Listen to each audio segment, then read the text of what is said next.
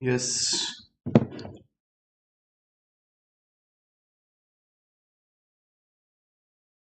welcome everyone to the current affair class.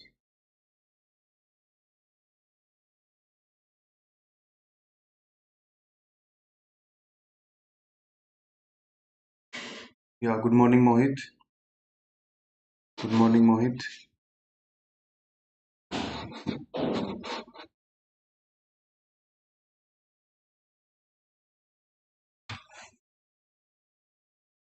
So,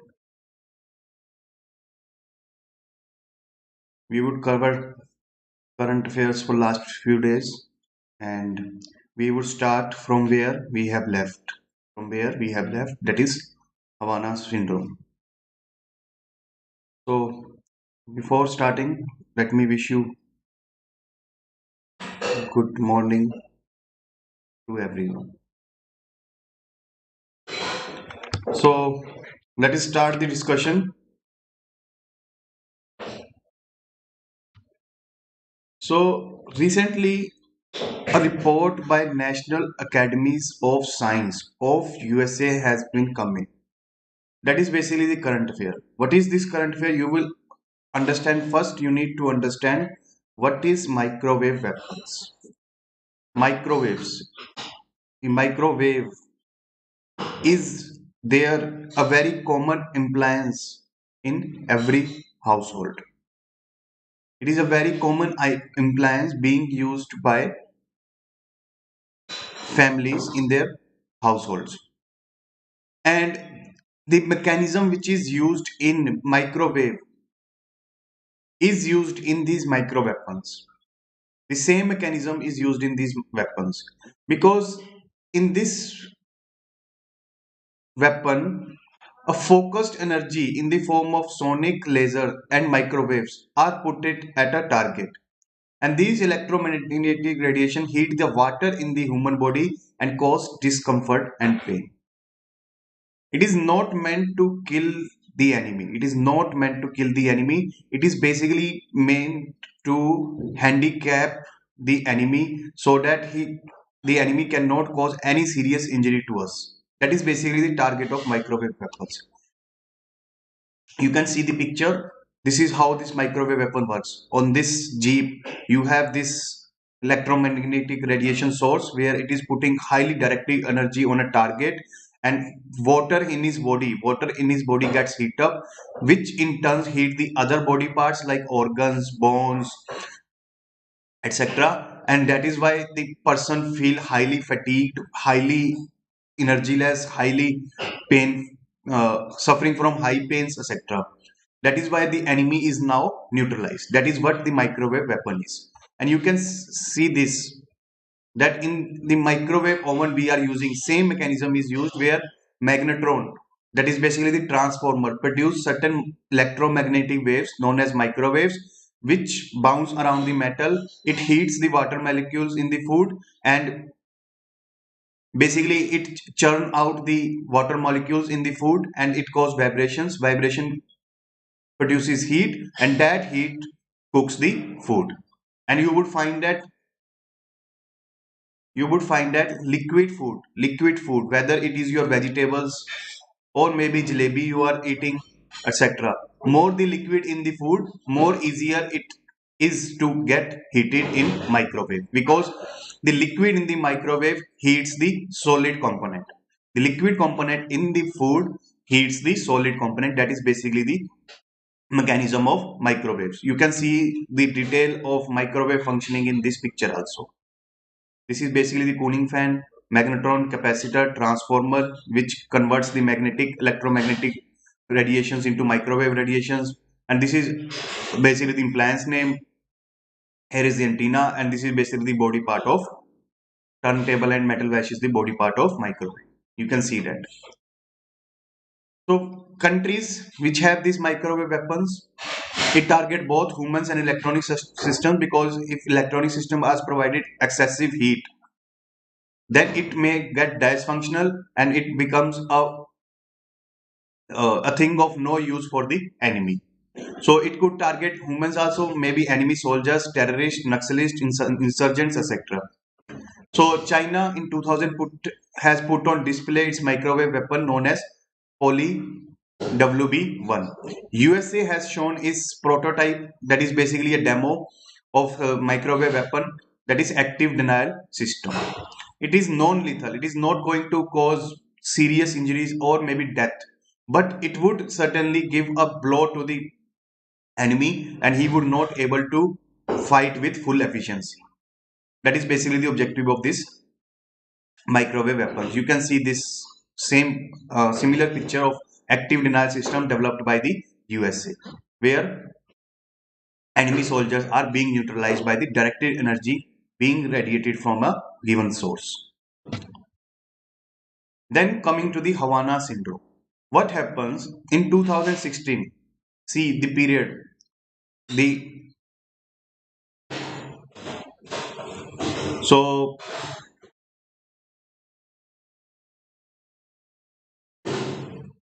yeah. So let us come to the Havana Syndrome. This is 2016. In late 2016, this is the period where Obama was leaving the house and Trump is going to come in the house. So Obama was leaving in November 2016 and Trump was coming to the house, to the White House. Okay. So Obama has followed the policy of rapprochement with Cuba. Cuba, see, this is America, suppose. This is Mexico. This is the map of America, rough map of America. This is USA and this is Canada. Cuba is a small country here. Small country here. And Cuba is a communist country. USA is a capitalist country. So both are arch enemies since World War II. Since World War II.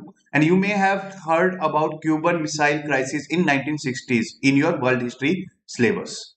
World history syllabus, where Soviet Union, that is USSR, had decided to put nuclear weapons in Cuba, which is very close to USA. And if that missile was put in Cuba, then USSR would have huge advantage in attacking USA by nuclear bombs, and USA cannot in any condition can let this happen. That is why USA was ready to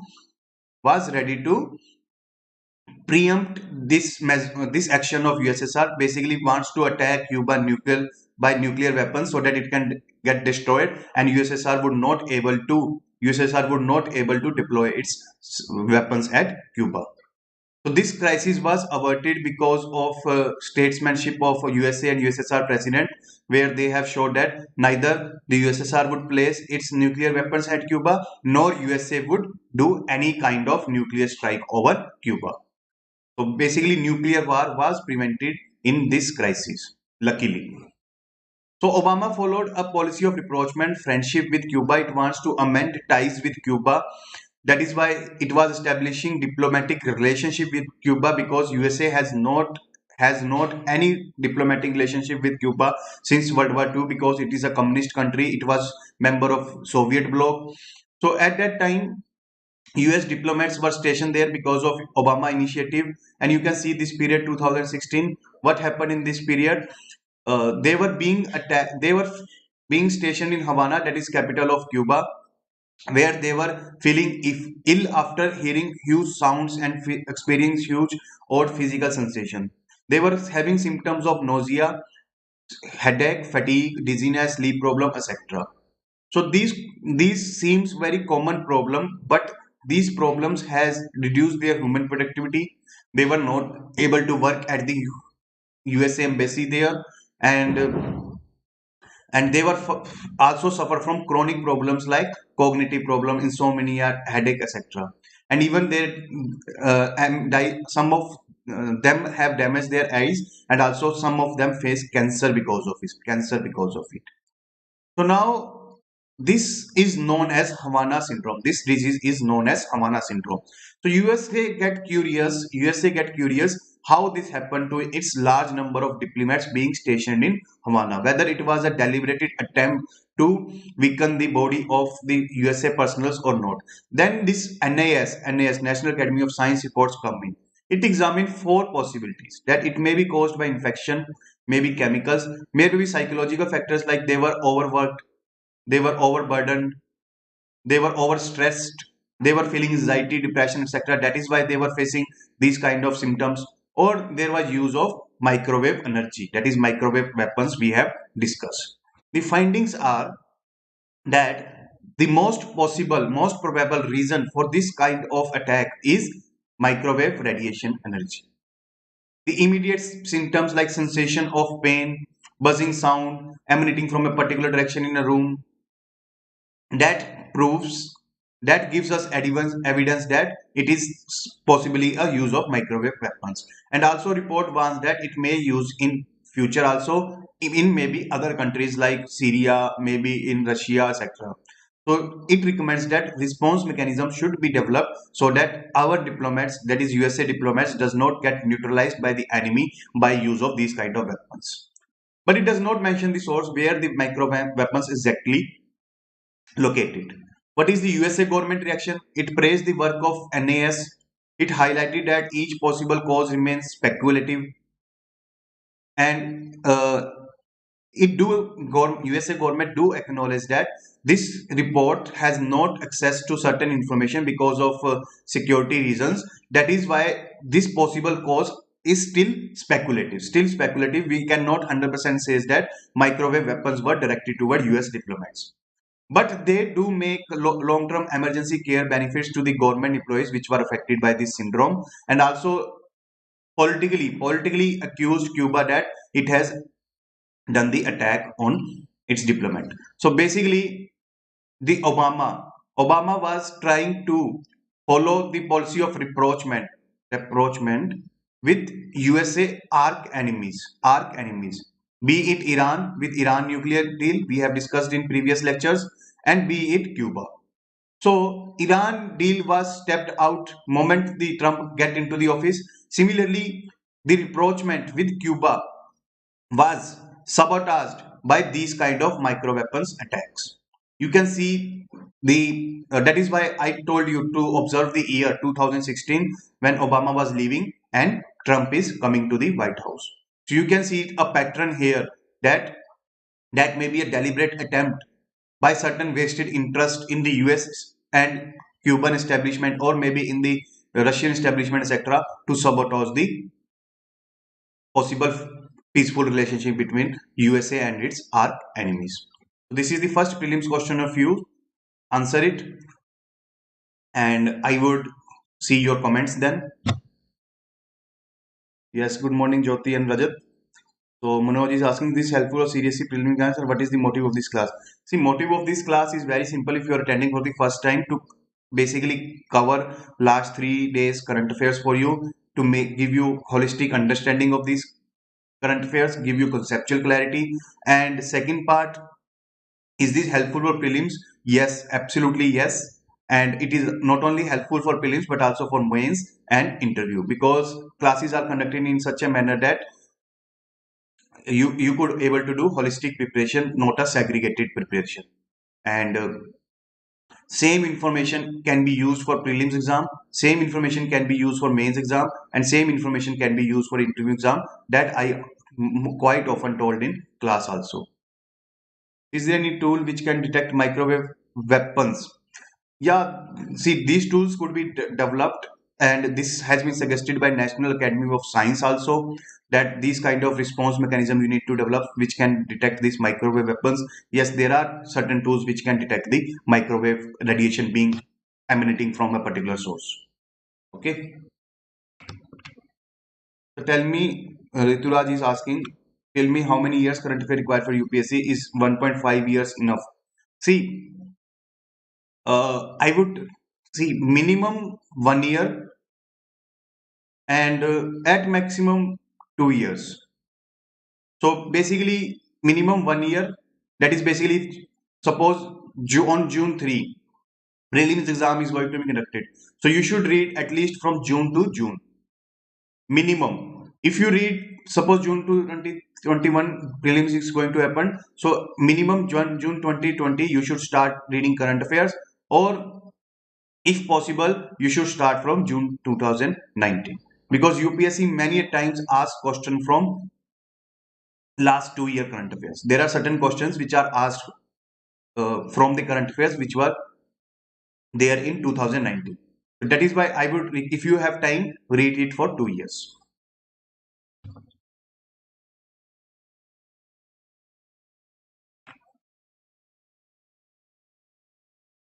So many of you have answered. Let me give you the answer. Answer is A. It is not in Russia, it is in Cuba. Okay. Answer is A. So second topic of the day, Lakshadweep declared as an organic union territory. Organic union territory. So first we would see Lakshadweep Islands. This is Lakshadweep Islands on this part of this country. You can see this numerous islands being there in Lakshadweep. So you can see magnified picture also. So it is very strategically located in Western Indian Ocean. It protects our ships which are carrying oil from Gulf, which are carrying exports from India to different parts of the world, etc. And it provides us a very strategic location for naval base for India. And you can see this Kitan, Kadmat, Amini, Agati, Kavarati, Minakai, Kalpani, Chetlet, etc. The various islands in Lakshadweep. Just remember these broader names of Lakshadweep islands. Just remember, you do not need to mug up each and every island. You just read the islands for once or twice and just keep in your subconscious mind. Okay. Under the participatory guarantee system, first we would let know what is this participatory guarantee system. Then you would able to understand the current affairs.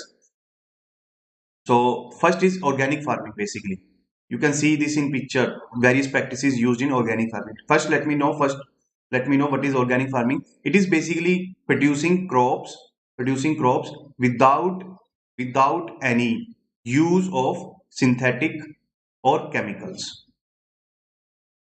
Because whole green revolution which was occurred in 1960s was based on use of chemical fertilizers, high yield variety seeds which are also developed chemically and all, then chemical pesticide, insecticides, etc. So huge chemical is being used in raising crops.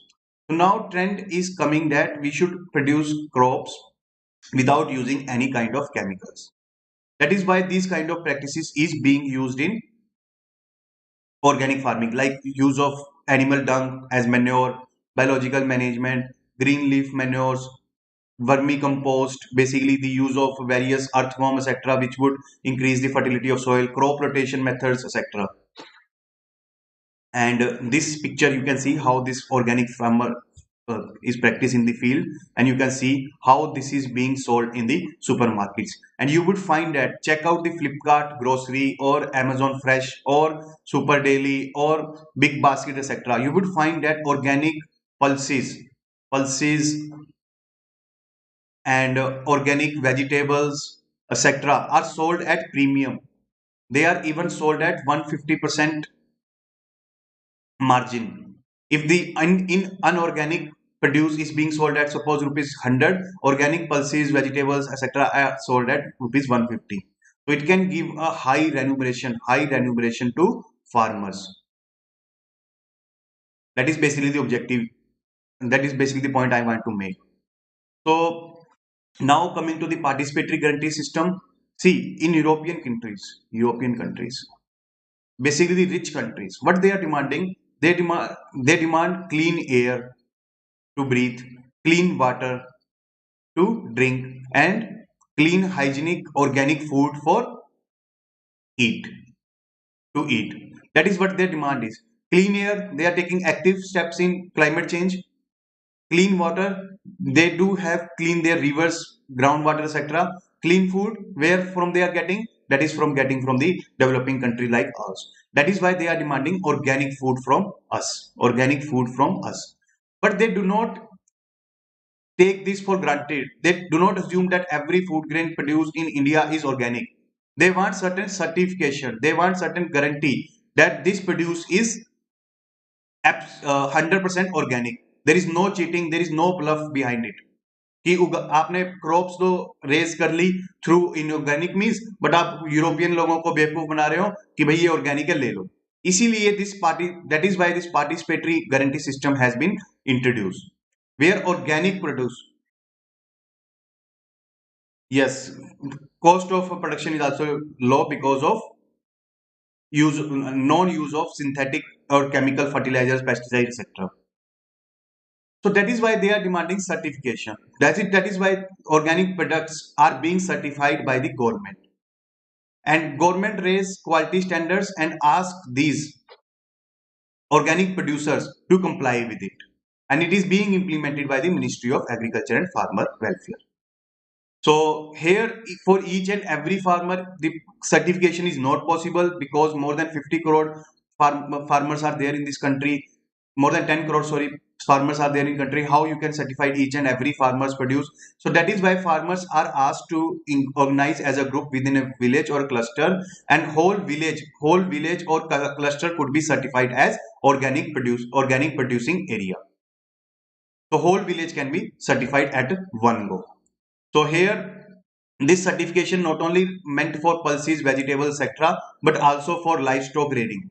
Even the milk produced, suppose milk produced, that is also organic. What does it mean? The no chemicals, etc., is being given to the buffalo or cow, as the case may be, for giving milk. It is being given very organic fooder. So that is why in livestock rearing also organic certificate is given. For example, in poultry, what happens? Sometimes they do artificial injection. They give artificial injection which raise the weight of the chicken. That is prohibited under organic farming. If that is not given, then it would be certified as organic. Now coming to the Lakshadweep, it is the first UT to become 100% organic. Sikkim was the first state in India which is 100% organic state. UT, first UT to become 100% organic, where each and every produce is done through organic means, is Lakshadweep. State, Sikkim. This can be asked in your state civil service exam and also UPSC also. And how this has been achieved by UT administration? Basically, first they imposed a ban on the sale, use and entry of synthetic chemicals. Then it promotes the organic farming. Third, it has implemented effectively the government schemes. What are the other government schemes which they have affected, will implemented apart from participatory guarantee system? I will let you know shortly.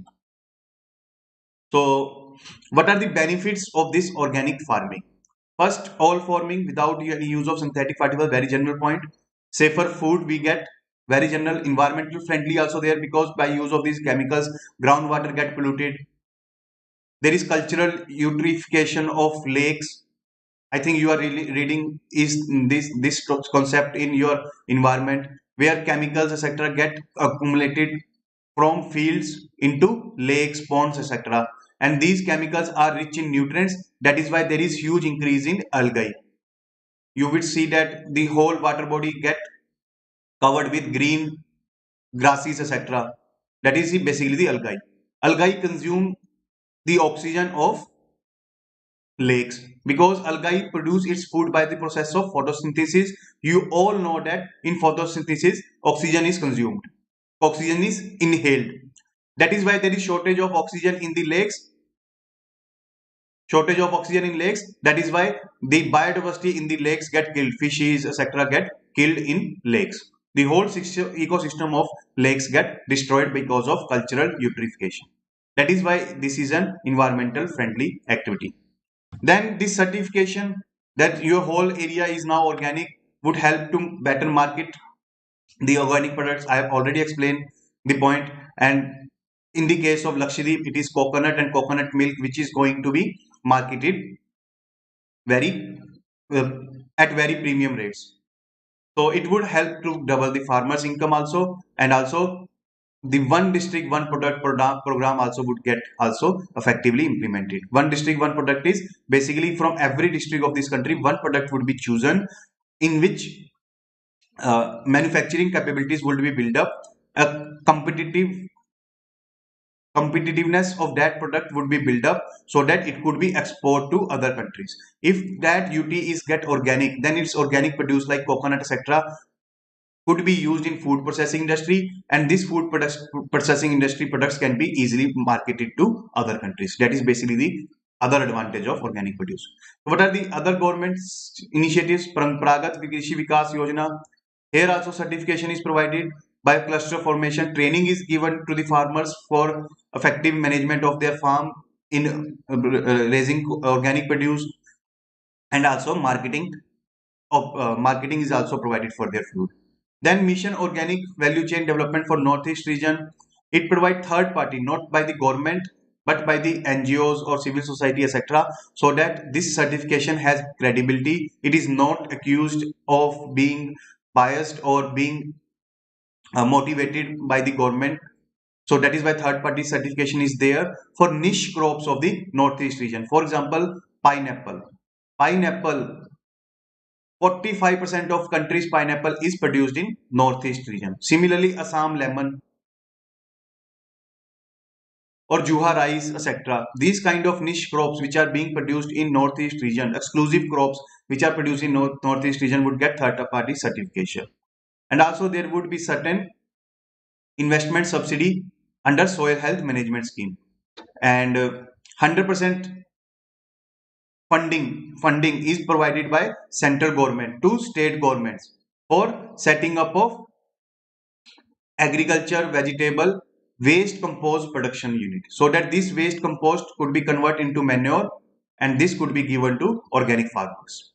And under national mission on oil seeds and oil palm, financial assistance of 50% subsidy up to rupees 300 per hectare is given for use of biofertilizers. And similarly, under National Food Security Mission, financial assistance is given for biofertilizers. So basically, these schemes could be asked in prelims.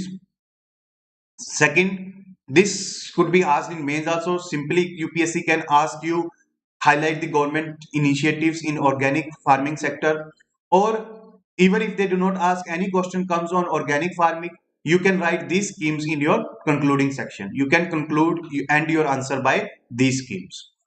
Just mention these schemes, you can end your answer. That is how you are to use this information. To discuss the potential of India becoming organic producer hub of the world, and also highlight in brief government initiative for the same. So remember this, our organic produce exports is more than 5,000 crore. India has largest number of farmers in the world, organic produce farmer in world. Third, India ranks ninth in organic produce area under cultivation. In terms of area under cultivation of organic produce, we rank ninth. But in terms of number of farmers being engaged in organic produce, we rank number 1. So it shows that there are large farmers dependency on organic produce. So it shows that our agriculture is overpopulated, overcrowded, over employed by the farmers. We need to reduce farmers' dependence on agriculture, and we need to provide other source of livelihood or employment like in manufacturing and services sector. And this could easily grow to more than 40,000 crores in next 5 years if organic farming is given due incentives and due support.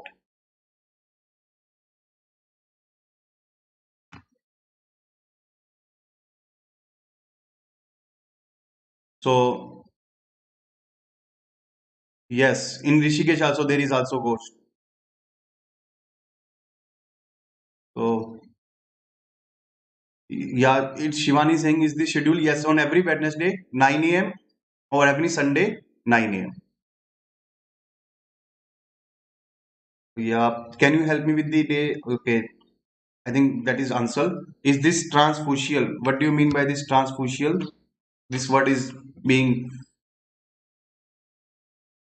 listened by me also for the first time. So third topic is right to vote for NRI. So first let me know what is this NRI. You can see in the picture who has basically left the country for maybe better educational opportunities, employment opportunities, etc. So, what is the full form of NRI? That is non-resident Indian. Non-resident Indian. That is the full form of NRI. So remember this word. There is two words here which are very important: resident and Indian.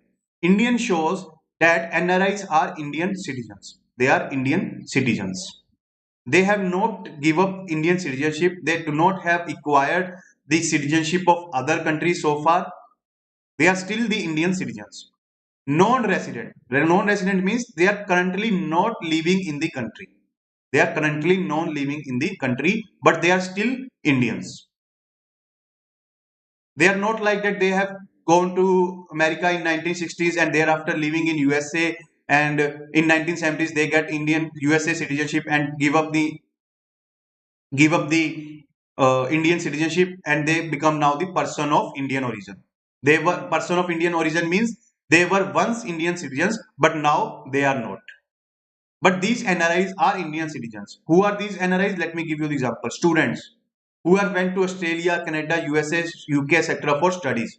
They had left the country for temporary period. After 3 years, they are going to come back to India. You may take the example of Akash Ambani, who has went to Stanford University, USA, come back to India. Still, he is the Indian citizen. You can take the example of Ananya Pandey, who has visited to UK, etc. for studies, and she has come back. She is still an Indian citizen. That is basically the non-resident Indians. Many people from Punjab, Kerala, etc. has went to Dubai for work, but they are still Indian citizens. They can come back anytime and participate in national, economic, social, political affairs. Second concept you should understand is proxy voting.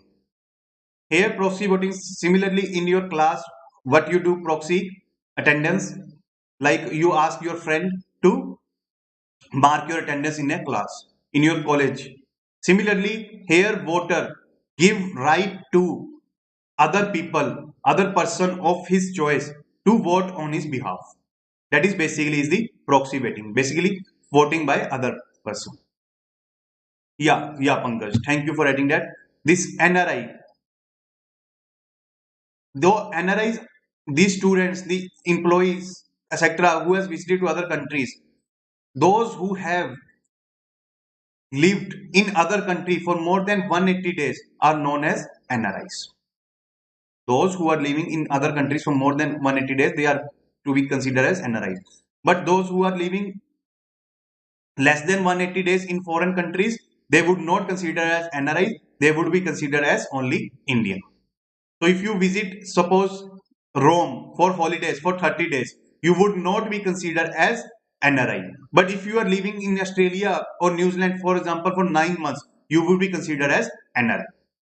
Okay, and budget 2020 has proposed that this number of days should be reduced to 120. This number of days should be reduced to 120.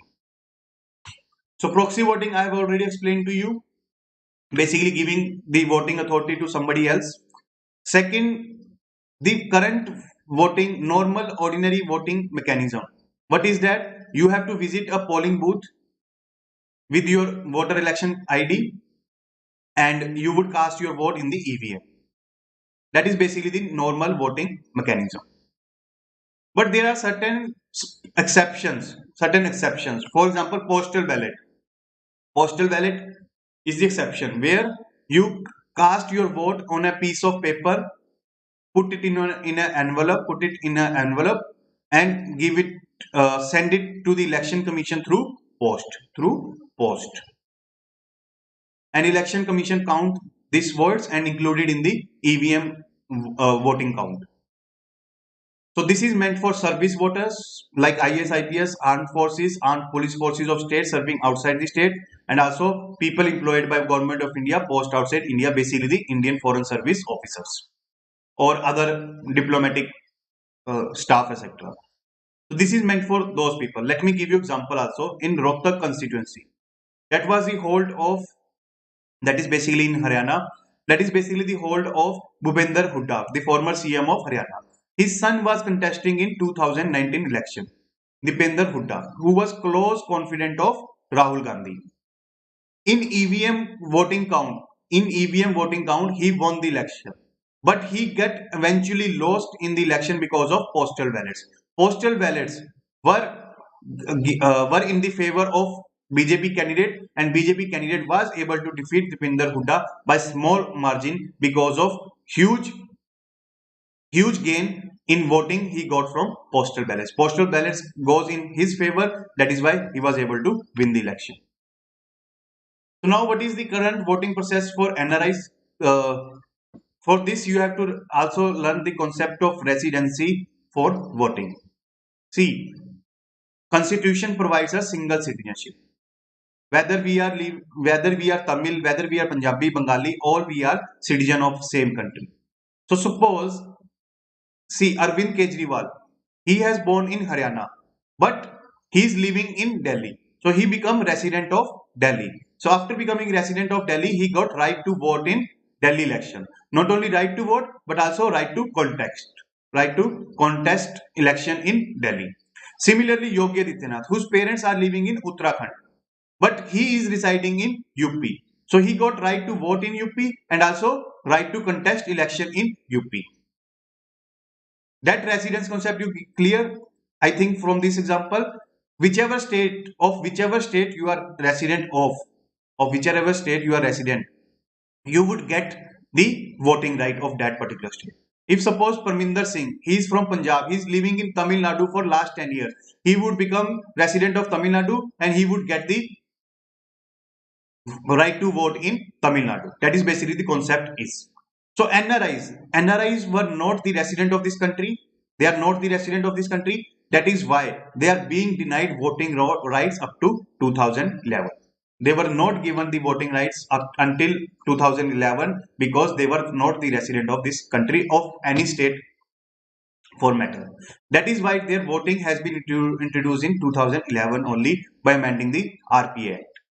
Now it has been said that NRI can vote in his constituency where his place of residence is located and which has been mentioned in his passport, and he can only vote in person, means there is no proxy voting allowed. He has to come to India, visit his constituency and vote in that particular polling booth, and he have to show his passport to establish his identity. By passport, because he is not living in the country, that is why he does not have the voting election voter card. He does not have the voter card. Instead of voter card, he can show his passport. So what is current strength of NRI voters? As per United Nations, Indian diaspora is the largest in the world, 16 million people, but NRI voters are quite low. Only 1 lakh NRI are registered as voters. And in 2019 Lok Sabha election, only 25,000 actually vote, despite being the citizen of this country. So now, what is the background of this news? Many MPs, industrialists, ministers, and even NRIs make a writ petition in Supreme Court in 2013 that they should be given right to vote. They should be given right to vote. After 2014 Lok Sabha election, 12-member committee was set up to study 3 options of voting by post, voting at an Indian mission abroad, basically Indian embassy in the foreign country, or online voting. Committee rejected online polling because it may compromise secrecy of voting. It also rejected voting at Indian mission abroad because they do not have adequate resources to install the EVM machines, to employ polling staff, to ensure in buildings etc. meant for polling etc. They do not have the adequate resources to ensure polling because Indian embassy may be at Nigeria where certain number of Indians may be there. Its embassy may be in Syria. Then how it can ensure voting for Indians residing in that countries? So that is why they have rejected this idea also. What it recommended? It should be given either online e-postal ballot or proxy voting. These two ideas it has suggested. So in 2017, government bring up bill amending the Representation of People Act 1915, where it was allowed proxy voting for NRIs, where they can choose their representative and that representative would cast on their behalf.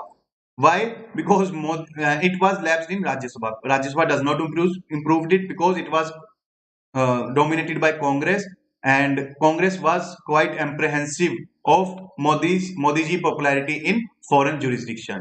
You all know about Modi ji's rallies in UK, USA, etc., where lakhs of people are coming to hear Modi ji's ideas, and Modi ji is quite popular in NRI community. So Congress was quite fearful that that vote would go to the Modi ji and Modi ji would easily win the election. But election commission wants only postal voting rights. It does not want the proxy.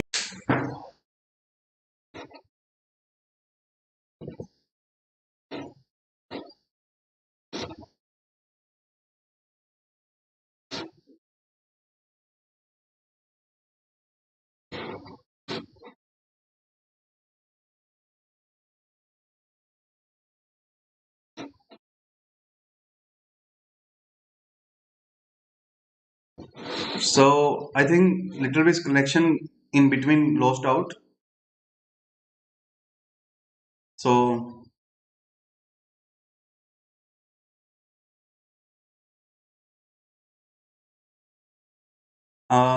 please let me know voice slide and all clear to all of you. Is voice slide etc. all clear to all of you? Okay, now fine. Now fine. Okay. Thank you very much, Mohit and Pankaj. So let us continue from where we were.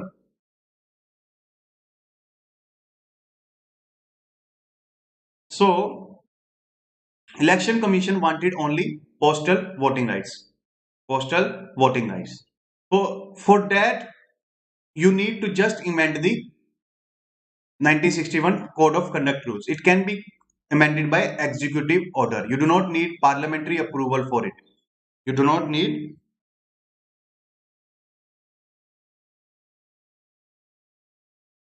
parliamentary approval for it. Okay. So now election commission has said that it is technically and administratively ready to extend electronic transmitted postal ballot system to NRIs. For next election in Assam, West Bengal, Kerala, Tamil Nadu, Puducherry, basically, it is going to conduct 2021 in 2021. So basically, it is proposing a mix of online voting and postal voting. A mix of both. It is advocating. So what would be the process of this voting? NRI to inform the returning officer within 5 days after the notification of election that he wants to cast his vote. So on receiving this information, RO will send the ballot paper electronically, and the NRI voters would download the ballot paper from the email, and he would make a printout it, and would mark the choice of political party or candidate in it, like on which political party he's giving his vote, and he would send it back with declaration attested by an officer appointed by the ambassador of India in the country where NRI is residing. Why this declaration is important? Because if there is no such declaration attested, suppose by notary of that particular country, if such no declaration, then there may be some fake voting also. Fake voting also, because what may happen, a single ballot may be get printed multiple times. A single ballot form may be printed multiple times and may be used by certain parties to cast fake votes. For example, Ramesh is there, Suresh is there. Okay, on Suresh account, the ballot paper has been received. On this ballot paper, two copies would be printed out. Suresh would cast his vote from on that ballot paper and would send it to election commission. Ramesh suppose does not cast his vote. What political parties would do on Suresh ballot paper? Ballot paper would certainly be a blank sheet of paper like in this manner. So on this ballot paper, Ramesh vote would be cast out by the political party's representatives without the knowledge of Ramesh. Without informing Ramesh, his vote would be cast out. That is why attestation is important. So to ensure authenticity, genuinity, and credibility of the voting. So what are the issues? It is not made clear whether voter will return the ballot paper through ordinary post directly to the election commission or it would give it to Indian Embassy, which then would separate the envelopes constituency wise and give it to the chief electoral officer of the concerned state to send to RO. RO is basically the returning officer. He is basically the SDM for assembly and district collector for. Today my pen is not working actually. DC for district. Returning officers are basically these officials who conduct the examination or elections. Okay, so they would send to the respective SDM or DC for counting the votes. Only National Conference Party led by Sharad Pawar has expressed complete support this idea. BSP, BJP, and CPI said that postal ballot is not good because of time constraint. It may take huge time that this ballot would come to India, then voting would happen, etc. So we cannot wait for the results. Congress said this electronic transfer of postal ballot paper is not a good idea because it can be misused. I have already explained. MI said that arresting the declaration is not a practical idea. Why? Because in non-democratic countries like Saudi Arabia, etc., you would find very difficult to get attested. Second, his personal, his labor, his manpower would be engaged in electoral works, so that would also reduce the efficiency. That would also reduce the efficiency of MAE in, or you can say it would reduce the efficiency or productivity of Indian consulates in other countries. So that is basically the prelims question for you. You answer it. Let me tell you about some solutions. So basically, Aadhaar linked kind of biometric identification system could be generated for NRIs, where they can log in with their Aadhaar biometric identification and they can cast vote on online platform. And this voting could be kept secret by giving some code of encryption key, so that the voting of that particular NRI could be kept anonymous. मान लो रमेश ने vote किया, he would give his fingerprint expression to the digital print scanner. That print scanner would catch his fingerprint and would match it with Aadhaar card. Then he would be given electronic ballot paper in which he would mark his option choice. Okay, suppose he vote for BJP, then his name would not be included in this ballot paper. Why? His name would be like in this manner: 5 4 3 2 1 7, etc. एक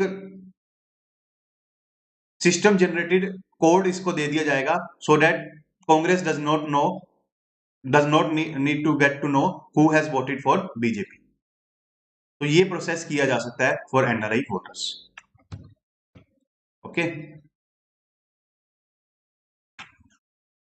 तो let me, आप ये answer करो. सो OCI is overseas citizen of India. Okay, let me see your comments. So how is selected at 120 days, or what would be criteria for NRI? See, basically it is defined in Income Tax Act 1961. It is also defined in Foreign Exchange Management Act. Foreign Exchange Management Act also NRIs are defined. Okay, so is there any set criteria for getting resident status in any state? See, this criteria is different for each state. Different for each state. Each state has defined his own criteria. Maybe 365 days, maybe 180 days, 210 days, 270 days. That differ from state to state. Okay. Could you please share the PPT? Yes, PPT would be shared in the UPSC guide Telegram group. Okay.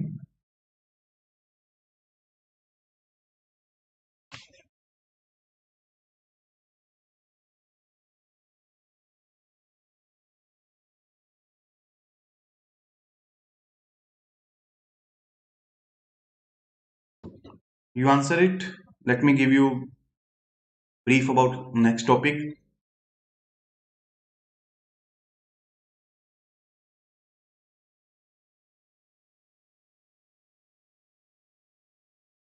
So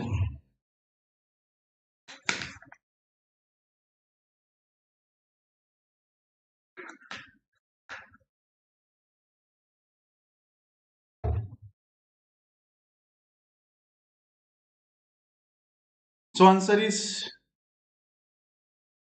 D. OCI, Overseas Citizen of India, basically are the person of Indian origin. They have give up the Indian citizenship and taken over the foreign citizenship. That is why they are not given the voting rights. Only citizens of this country has the right to vote, and OCI are not the Indian citizenship. They are foreign citizens. That is why they are not being given the voting right. Second, postal ballot is allowed for NRI. So far, it is not allowed. It is just a proposal. Just a proposal. It is not being made compulsive, or it has been not been introduced so far for NRIs. Only proxy voting is allowed for NRI. Okay, so that is why answer is B. Be careful in answering. Okay, so let us come to the next topic, suggestion for delimitation exercise. Again, a topic related to elections. So what is delimitation? What is delimitation? It is basically process of fixing limits of territorial constituency in a country to represent changes in population. See, our country has been divided into 445 Lok Sabha seats, isn't it? 445 Lok Sabha seat. Hisar is a Lok Sabha seat. Kanpur is a Lok Sabha seat. Varanasi is a Lok Sabha seat. Ahmedabad is a Lok Sabha seat. Vadodara is a Lok Sabha seat. Mumbai is a Lok Sabha seat, etc. So this delimitation is basically setting the boundaries of these Lok Sabha seats and also the assembly seats, the state legislative assembly seats. That is basically the process of fixing the boundaries of assembly and Lok Sabha seats is known as delimitation. Who does this fixing of boundaries? It is the Delimitation Commission.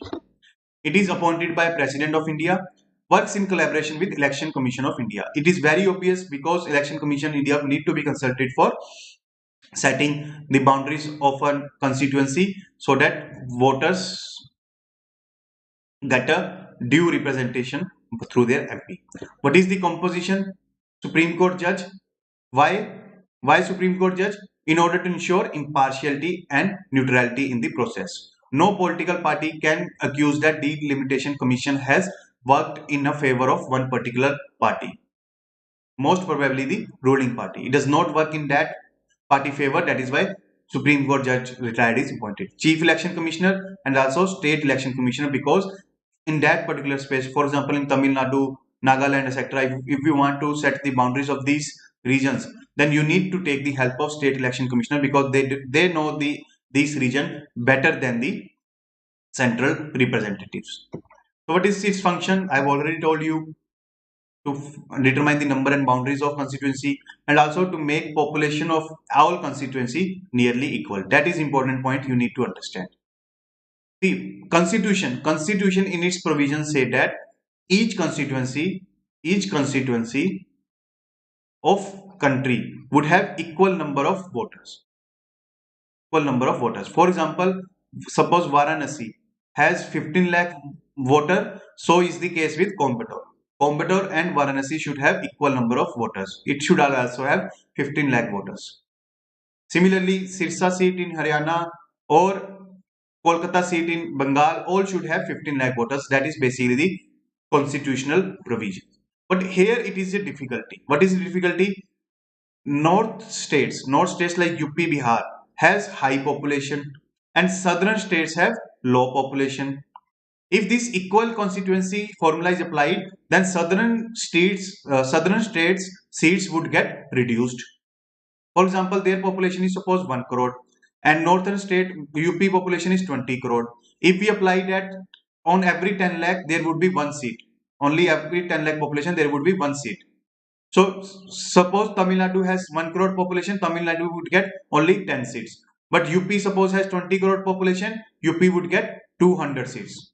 That difference is quite radical and it would disempower the southern states politically because they would have lesser number of representatives in parliament. That is why it becomes problematic.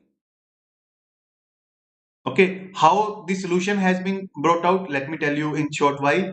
And its third function is to identify seats for scheduled caste and scheduled tribe. Wherever their population is relatively larger, like 30% population is scheduled caste, 20% population is scheduled tribe, etc., those seats are reserved for scheduled caste and scheduled tribes.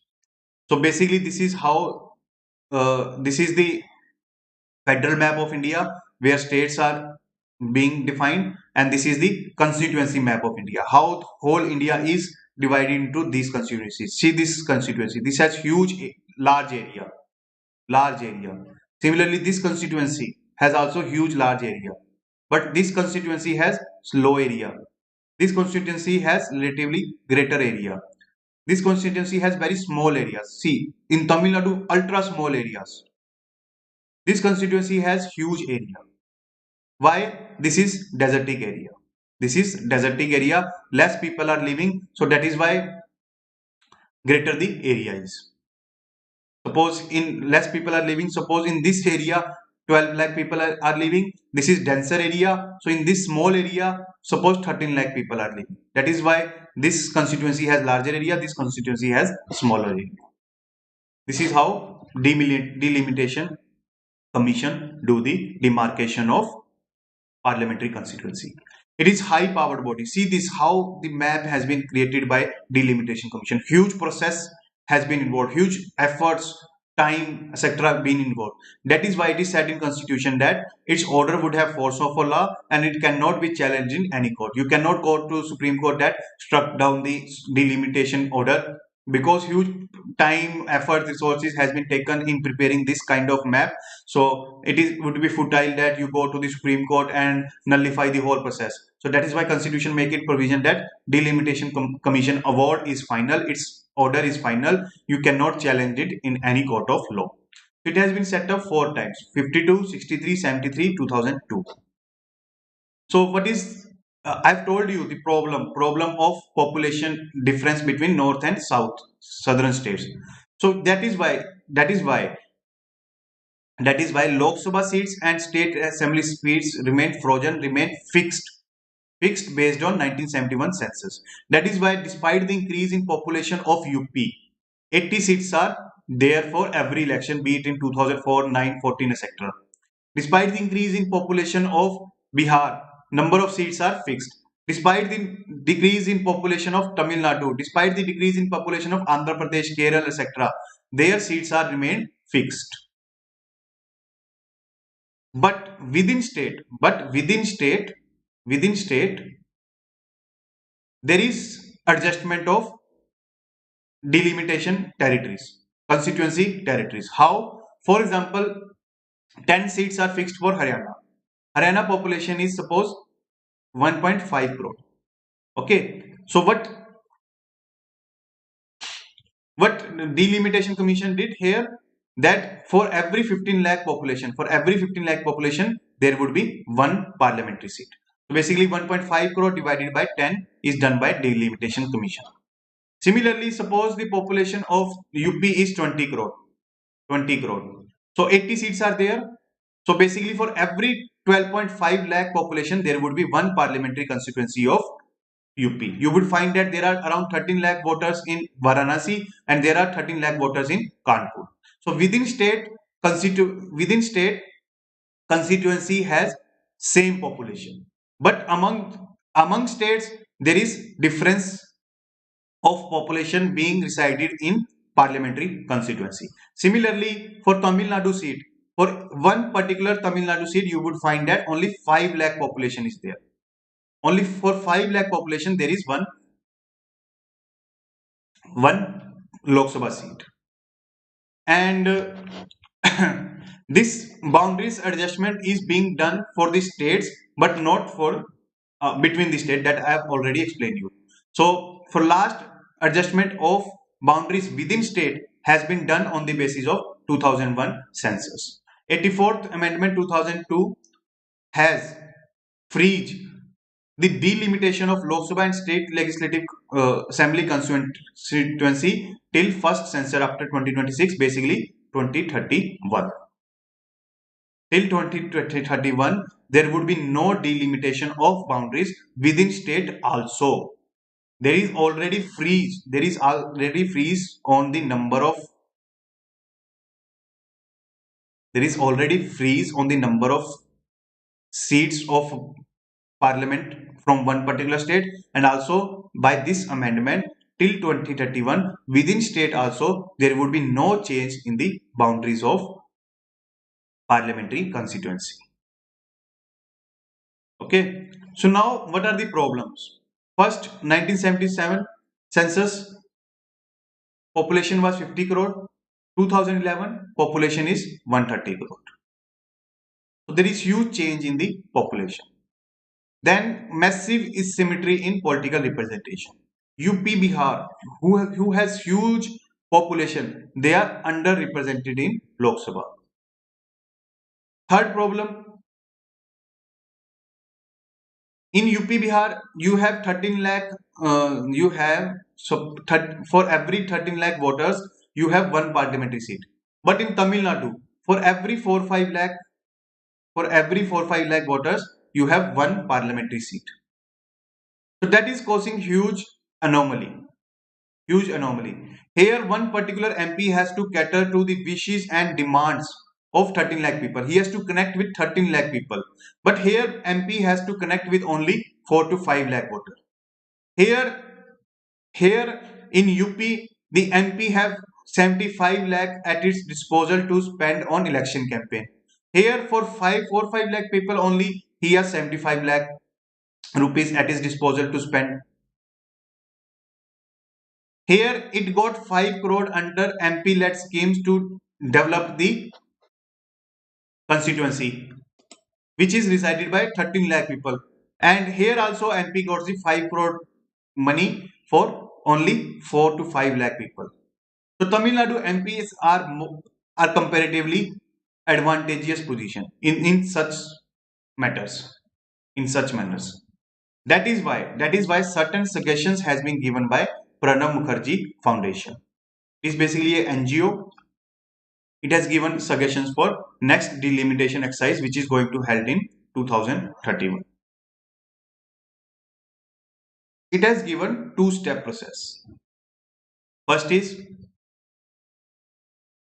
to draw the boundaries as per 2031 census, first suggestion. Second, reorganization of states based on population. What does it mean? A new act which would split states into smaller ones. What does it mean? UP should be divided into 4 states: Purvanchal, Bundelkhand, etc. Similarly, Bihar should be divided into further smaller states. Why? Because UP is quite a large state, sometimes become ungovernable because of its large size in terms of area and also population. Second reason.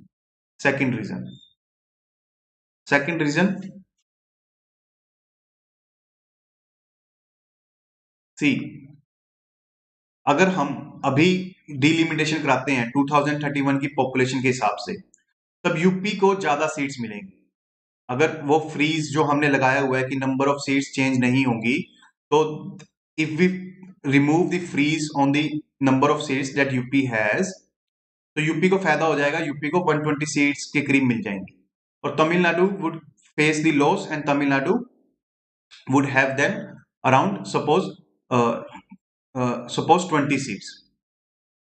ठीक है, तो there would be dominance of UP in parliament.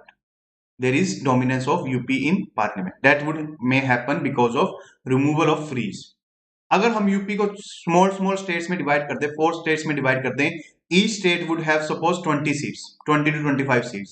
Tamil Nadu would have also 20 to 25 seats. So we cannot claim that, we cannot make an assertion that UP would have dominance in parliament. तब किसी state की कोई dominance नहीं होगी. each and every state would have similar number of 20 to 25 seats in parliament. Then there would be no dominance of any particular state in parliament. It would have also another advantage that these states would become more manageable, more administratable, more governable, etc. Third advantage is the caste, communal, religion politics being played in this UP Bihar region, that would also get reduced. Fourth advantage would be increase in number of MPs. Today we have just 443 MPs for 130 crore population. On an average for 15 lakh population, we have 1 MP. If we increase it to 1000 MPs, suppose, then we would have for 4-5 lakh population, for every 4-5 lakh population, 1 MP. So it would improve the connect between MPs and people. People would able to connect with their MPs in better manner. They would able to raise their grievances to the MPs in effective way. That is why new parliamentary building is being created to host this number of increase in MP. ये clear है कि in the new whenever this new building for parliament comes in, the number of MPs is going to be increased. Lok Sabha MPs is going to be increased. That is basically the plan behind the parliament. तभी वो नई building बनाई जा रही है क्योंकि government को clear है इस बात का कि नंबर ऑफ एमपीस थोड़े हैं, तभी उन नंबर ऑफ एमपीस को बढ़ाना है, तभी वो एक नई बिल्डिंग बना रहे हैं ताकि वहां पर आके वो अपना काम कर सके. और there is possibility that by 2013 UP may be bifurcated. That is why this is the hidden or secret agenda behind new parliamentary building. Okay, so this is the interview question. What is the hidden objectives do you imagine behind the Central Vista project? Hidden objective does not mean negative objectives or some conspiracy etc. No, such objectives which are not made public yet. Okay, so that you have to see these suggestions in the context of Central Vista project. Okay, you have to connect the dots to have better understanding. Yes, that was quite technical topic and also lengthy topic also, because delimitation is the basically the topic of your static portion. It is being very thoroughly covered in Lakshmi Kant. So, but to get understanding of this current affair issue, we had to dwell into static portion. Okay. So now coming to the Paris Climate Accord.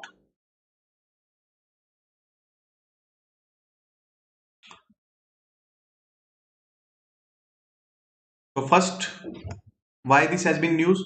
Because India has made again clear to the world that we are stick to the Paris Climate Agreement. We are not going to leave it. We are going to fulfill all the commitments we have made, all the obligations put by the Paris Agreement, we would fulfill it. And before letting you know what is this Climate Ambition Summit and all, few basic concepts of climate change. Net zero emission. All man-made emission should be removed by atmosphere through reduction measures. Whatever greenhouse emissions we are putting in atmosphere, maybe through transport, maybe through factories, maybe through you can say fossil fuel burning, etc., power plants, etc., thermal power plants. It should be removed through reduction methods, maybe afforestation by planting more and more trees, maybe by carbon sequestration,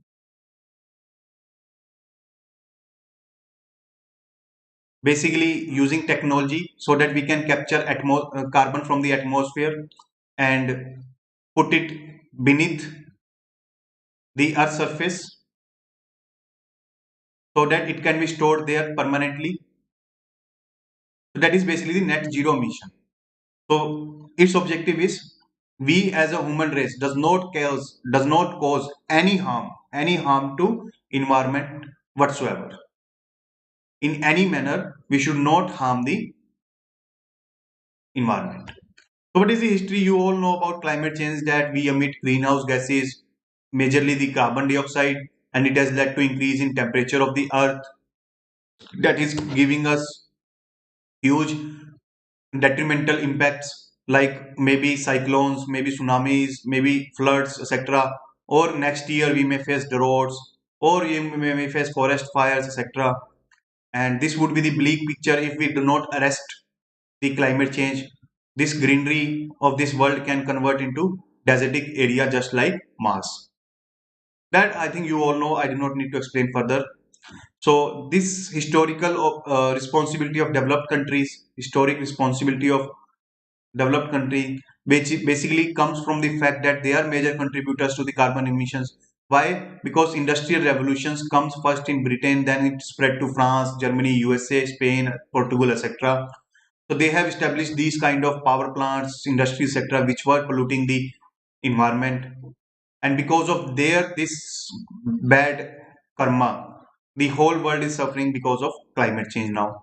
That is why they have the ethical moral responsibility to take leadership position, to take gigantic steps, to take big steps in combating climate change. That is basically the historical responsibility of developed countries. It is not only a assertion, it is being substantiated by facts also. You can see that United States 25% of global greenhouse gases is emitted by United States only. European Union, the country of Britain, France, Germany, but basically the rich developed countries, they are contributing 22%. Even China is catching them, is also catching them. It is contributing 13%. But India's greenhouse emission is only 3%. So जो हो गया सो हो गया, तो उसको ठीक करने के लिए to rectify the situation, Paris Climate Accord has been signed. You can see the location of Paris here. At this part of this world, Paris is located at around northern part of north central part of France. It is being located. You can see this in map also. In European map, France is there, UK is there. So both are neighboring countries. That is why both were in fight during 19th century. This is Germany. Germany is neighbor to France and all. Italy also is neighbor to France. That is why all these countries were fighting with each other during 19th and 20th century. So Paris Agreement is a legally binding international treaty on climate change adopted by 196 countries at Conference of Party 21 in December 2015. I think you all know about it. Objective is to global peaking of greenhouse emission. I think I have explained it in previous class also. Peaking is this. For example, China is doing like I would increase my greenhouse gas emission. I would increase by developing transport infrastructure, by promoting automobiles, by promoting consumption of AC, fridge, etc. To my citizens. But I would peak it once I reached at this level. Once I reached at this maximum level, I would not increase it further. I would not increase it further because my country would get developed then. My country would get developed then. I do not longer need any increase in greenhouse gas emissions. Afterwards, what I would do, I would either make it flat, I would not increase the greenhouse gases or reduced it. That is basically the peaking of greenhouse gases means. And to achieve a climate neutral world by mid-century, basically no harm to climate, no increase in world temperature, etc. is being advocated. What is the goal? To limit global warming below 2 degrees Celsius by end of the century. That is basically the goal. But if it is possible, then keep it below 145 degrees Celsius. What does it mean? Paris Agreement acknowledges that there would be increase in global temperature. They acknowledge that we cannot arrest it, we cannot stop it, we cannot say that there would be 0 degree Celsius increase in temperature. उन्होंने मान लिया कि भाई temperature तो increase होगा ही होगा, ऐसा नहीं है कि कोई हो ही ना, बट वो कहते हैं कि at least it should be in manageable range. What is this manageable range? 1.5 degree to 10 degree 2 degree Celsius rise compared to pre-industrial levels. So now coming to the Climate Ambition Summit 2020. It is going to be started from 12th December 2020 at Glasgow, Scotland. And it is the 5th summit after the Paris Agreement. You can see this in map where Glasgow is. This is basically the UK map. This is UK map and this is Glasgow, Scotland. And this is Ireland, which is independent state. And this Ireland is part of Britain. And this is Irish Sea. You can see it. And you can take this map also. This is the area where Scotland is located. This is Northern Ireland, which is part of UK. This is Wales, and this is Republic of Ireland, which is independent nation. There are two islands here, Northern Ireland and Republic of Ireland. You should remember for your prelims exam. And here it is the English Channel. That is also very important. So what is objective? So objective is to take the review of existing commitments and to set new commitments under three pillars of Paris Agreement: mitigation, adaptation, finance. So what is this meaning of these three pillars? I think most of you being aware of, but still I would give you a little bit brief about it. What is this meaning of this? Adaptation is, for example, developing drought resistant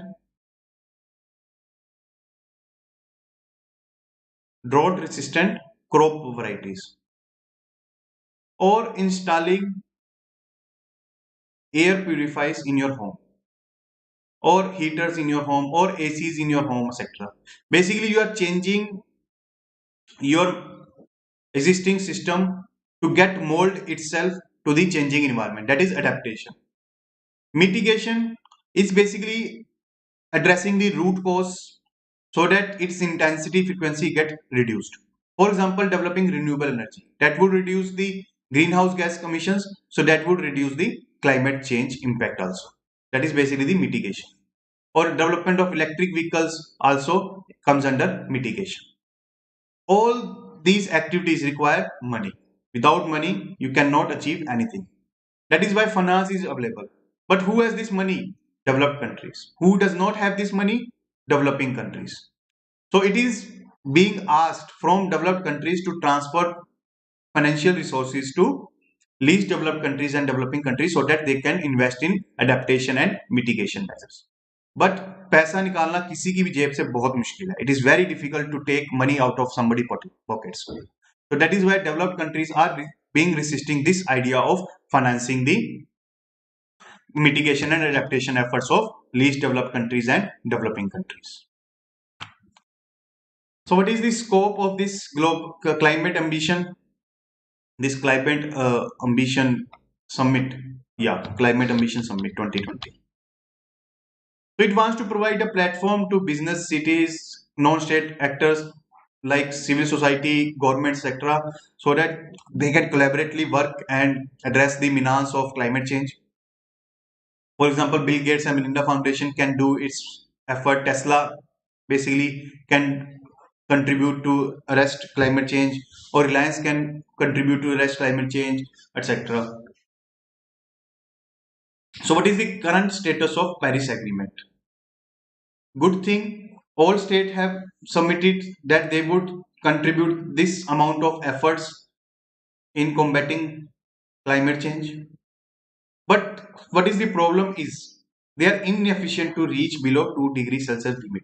The earth may get warm by 4 degrees Celsius if we go by the national contribution of each state. अगर जो agreement जो commitment उन्होंने की है कि we would reduce the energy consumption by 1/3, we would promote energy efficiency by 1/4, etc. So if we go by this contribution, Earth temperature may get rise by 4 degrees Celsius. So we were not able to achieve the goal. India, Bhutan, Philippines, Costa Rica, Ethiopia, Morocco, Gambia. These are only the few countries which are meeting their targets. Rest are not able to meet their targets. Even USA has even pulled out of the Paris Agreement. And even you can see this by the facts also. India's carbon emissions are 60% lower than the global average. In 2019, greenhouse emissions has been increased by 3.3% per year over the last decade. But India's emissions grow by only 1.4 years. And we have cut CO2 emissions by 164 million kg. Credit goes to our PM Modi also. He has promoted renewable energy on a mass scale. He is promoting electric vehicle adoption in the country. He has been vocal in using efficient technology in coal power plants. He is promoting metro rails. So that is why credit being given to the Modi government to ensure that India moves on a path of sustainable development. What are the measures taken by India to control emissions? Bharat Stage 6 norms, I think we have explained in the previous class, where SO2, NO2, etc. emissions would get reduced by having catalyst converter in the engines of the car, where they would able to reduce this emissions by 1/10. They would reduce it to 1/10. National Solar Mission, you all know about that. Solar plants are promoted, rooftop solar plants are promoted in this mission, and subsidies being given. National Wind Solar Hybrid Policy, where photovoltaic hybrid system would be promoted for optimum and efficient utilization of wind and solar resources, transmission infrastructure, and land. From the given land, from the same land, both wind and solar power plant could be established. So, what are the other issues in achieving the pledged targets? Already we have discussed that they are inefficient, etc. So, most of the nations are slow in meeting their targets. Okay, and plan policies are not credible. They have not make credible strategies to achieve their targets, and they have limited accountability. Suppose Russia is not meeting the target. Suppose Saudi Arabia is not meeting the target. Suppose South Africa is not meeting the target. Then who would hold them accountable? Who would hold them answerable? There is no such authority. There is no such authority. It is just depend on the voluntary compliance of nation. Voluntary compliance of the nation. There is no mechanism also to review whether their targets are adequate or not. There is lack of transparency. Countries may bluff, may say lie that we are taking huge steps in renewable energy and all, but actually they are not doing. There is no compliance committee which can ensure that they need to comply with Paris Agreement. Paris Agreement just have limited mandatory obligations related to certain procedures, but not beyond that. And multiple challenges state face, that is air pollution and development. See the example of Delhi. In winters, we get huge bad air because of stubble burning, cold weather, transportation, industries, etc. But still, we are not able to take any concrete steps to arrest the air pollution. Why? Because issue of development. People livelihood, people employment are being dependent on these economic activities. That is why we cannot shut down overnight. Then issue of fairness and justice between and within generation. Fairness and justice between generation means at what amount of resources we should consume so that future generation does not feel shortage of resources. Within generation, basically issue of historic responsibility. I've already explained to you that developed countries should finance the developing countries in climate change. If they are not doing so, they are if they are doing the act of unfairness and injustice for the least developed countries like countries in Africa, Latin America, etc., which does not have the resources to invest in renewable energy, electric vehicles, etc. What should be done? Countries should expand their aim to achieve a climate neutral world. Net zero pledges need to be credible, accountable, and fair, and we need credible short term commitments with clear pathway to medium term decarbonization. So that is the prelims question for you. Answer it. Then we will move forward towards next question, next topic.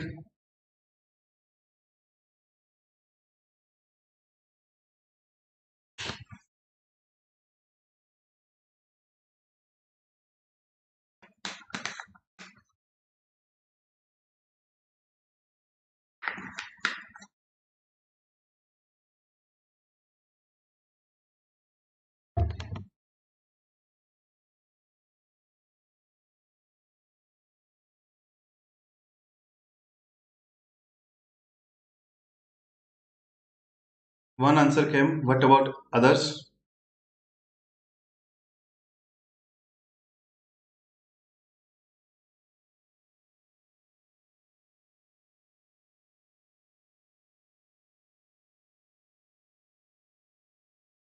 Yes. Answer is B. Because it is not at Ireland, it is at Scotland. Glasgow is at Scotland. Answer is B. Now coming to the culture of peace session. So what is this UN?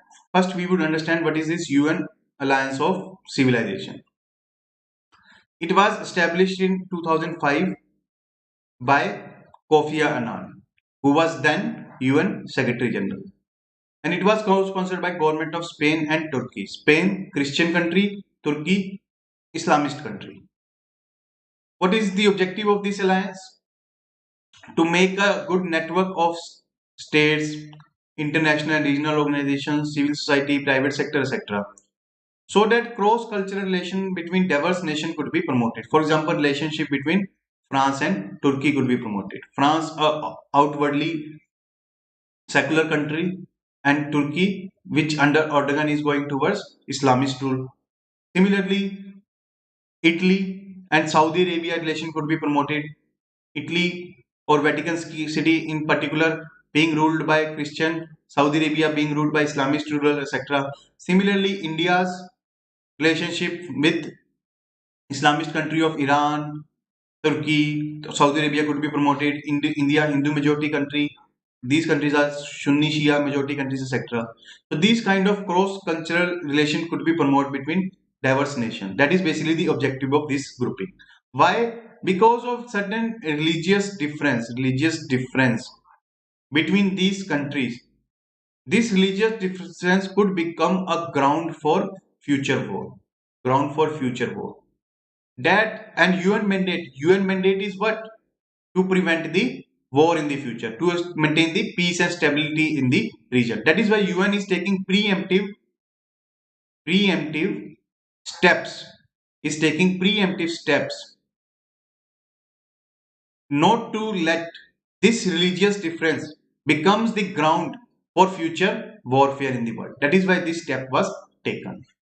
So now what is the culture of peace? It is basically values, attitudes, ways of life, etc., which reject violence and prevent conflicts, which tackle root cause of the problem by dialogue and negotiation among groups and nations. Basically, it is satyagraha, global satyagraha. All are following the path of satyagraha to resolve their dispute through the path of dialogue, negotiation, and all. So you can see in this picture how this gold sparrow would engulf the world with peace.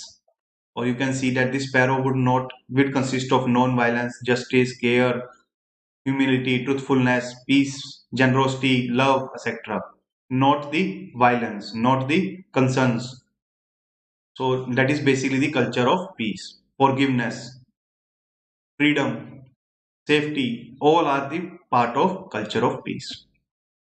So now, what is the current affair news? What is the current affair news? At UN General Session on Culture of Peace, India criticized this body of UN, that is Alliance of Civilization, for being biased towards protecting Abrahamic religion of Islam, Christianity, and Judaism. See, there are two types of religion in this world. First is Abrahamic religions, which believes in one God. In Christianity also, you will find one God. Islam also there is one God. Judaism also one God, which believes in concept of hell and heaven. That there would be a doomsday, क़यामत का दिन आएगा जिस दिन ये decide होगा whether you would go to hell or heaven. Then these religions are born in Middle East, more specifically Jerusalem. Jerusalem is the cradle of these three religions. That is why Jerusalem is the holy place of Islam, Christianity, and Judaism. Fourth, just like out of Hinduism, Buddhism get born, Jainism get born, Sikhism get born. Similarly, out of Judaism, out of Judaism, Islam, Christianity has been born. Either either as a criticizers of Jewish practices or to reform the Jewish practices precisely. But there are Indic religions also, which has birth in Indian subcontinent. First is Vedic religion, then Brahminism, then Buddhism, Jainism, Sikhism, etc. They believe in multiple gods. They believe in concept of rebirth, that after that the soul does not wander here, जो आत्मा भटकती नहीं है, किसी दूसरे के शरीर में चली जाती है. They believed in theory of karma, etc. That is basically the difference between Indic and Abrahamic religions. So India is saying that this organization is biased toward this kind of religion. How? Whenever any Christian missionary get attacked, whenever any Islam is being considered under threat, like there is any article under any newspaper which is criticizing Islam, or you can say, take the example of recent French government action, which is taking action against radical Islam, etc. All these organizations would condemn these kind of actions, would take action against these kind of activities, etc.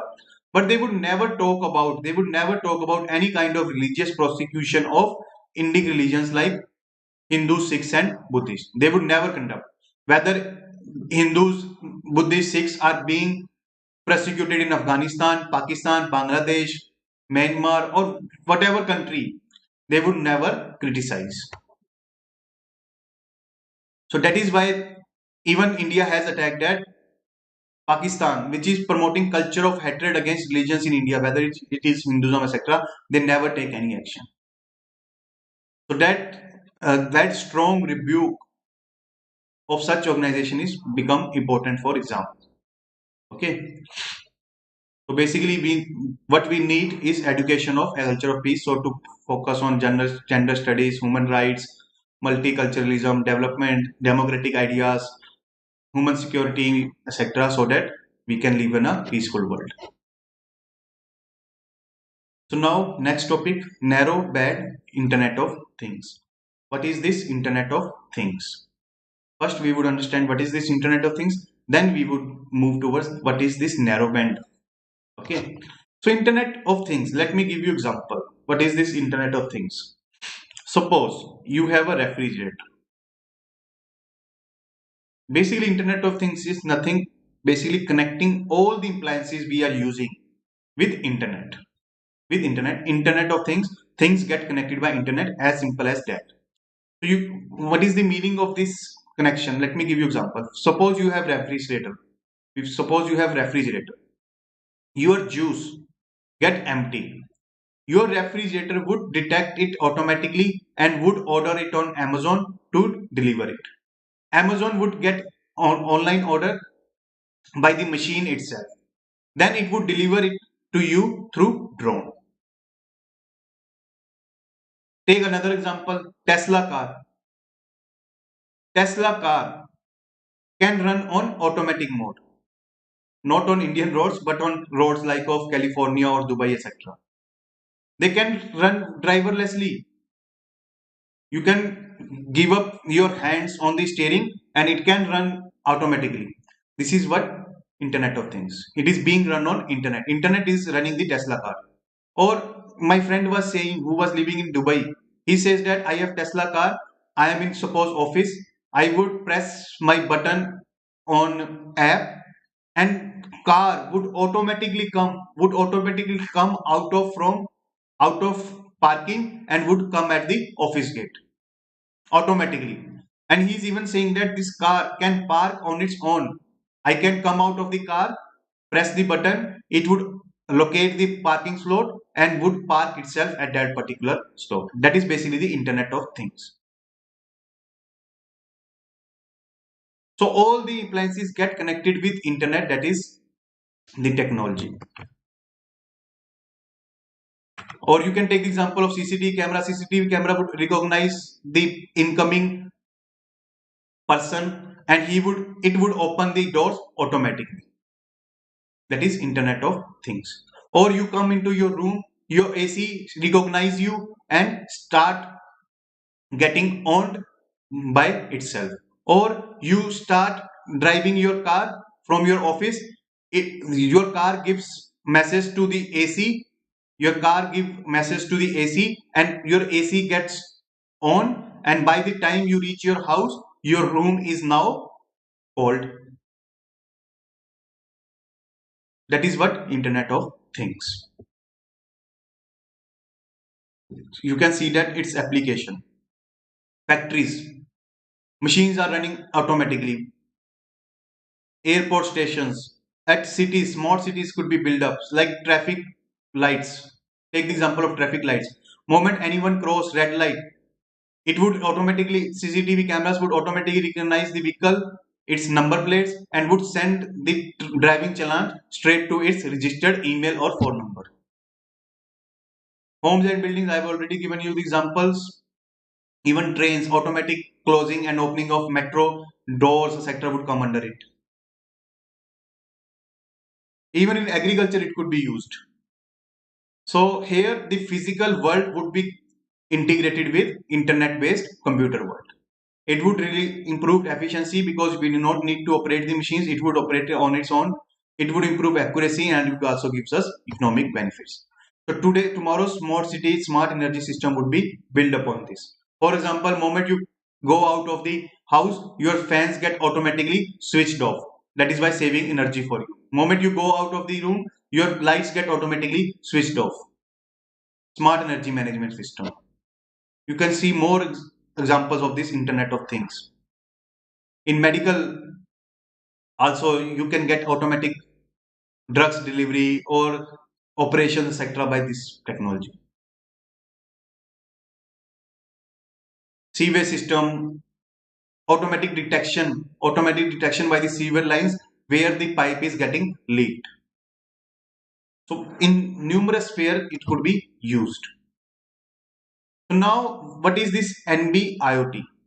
BSNL in partnership with Skylight India developed a technology where through satellite narrow band internet could be provided to appliances. A narrow band means which have lower speed but wide area of range, that for the whole country it can provide the internet, and but at the lower speed, at the lower bandwidth. It is going to provide internet through wireless means.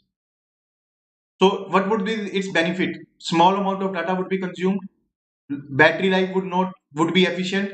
Third, prices for internet plan would also be affordable, and it would enable mass adoption of Internet of Things technology by devices, because these devices does not consume much amount of data. For example, data related to like CCTV cameras or maybe your fan, etc. This does not consume much data. That is why they does not require such large data. So this narrow band IoT could provide, could easily serve these kind of small appliances.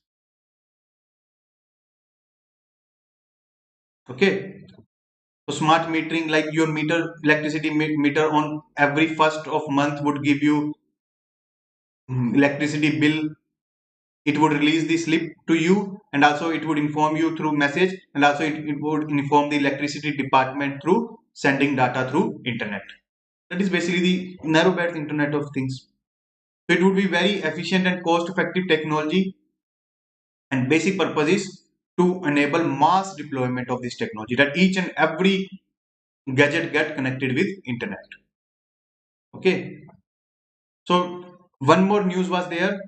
Government is considering to frame a draft Internet of Things policy. What would be its pillars? Demonstration centers would be there, research centers would be there, incubation centers would be there. Incubation is basically a building where all facilities are provided so that you can explore and experiment various ideas. Facilities like of internet, ACs, that is basically the physical infrastructure. Then facility of lawyers, chartered accountants, basically the legal support staff. Facility of auxiliary staff like of peons, and clerks, etc. So all kind of facility would be provided so that you can explore and experiment your ideas and can develop a startup. Incentives would be given, human resource development would be there, for example, skill building, and also governance structure would be improved. What would be objective? We want to develop IoT industry in India by 2020 of US dollar 15 billion. Around 1 lakh crore IoT industry we want to build up. And we want to have 5 to 6% of global IoT industry. We want to undertake capacity development for humans and technology for domestic and international market. We want to develop research and development, and we want to develop products specific to Indian needs. See, this Apple phone are made for American people need. They are never customized for Indian people need.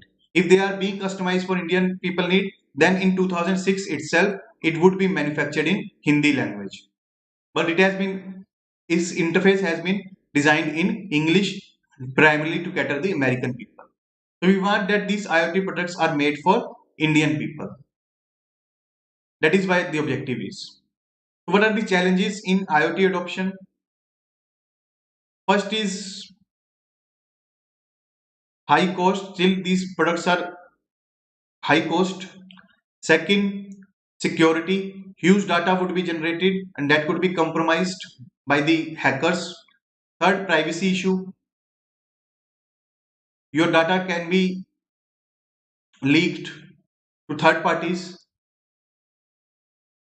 Fourth, patent issue, because this technology is new and it can be copied by competitors.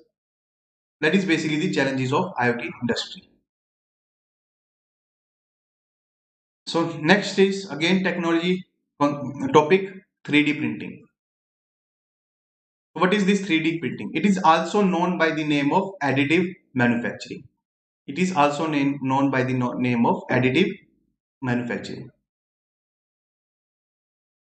So in this 3D printing, computer aided designs, first computer aided designs are made and which made working models of object.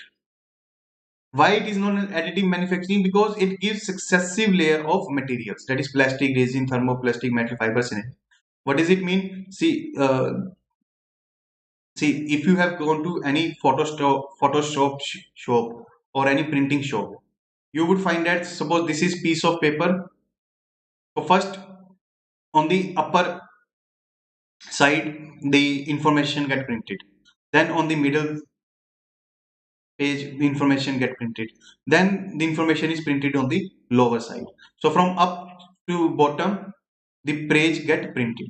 So in 3D printing, first the bottom side get materialized, then on it middle part is materialized, then on above of it top part is materialized.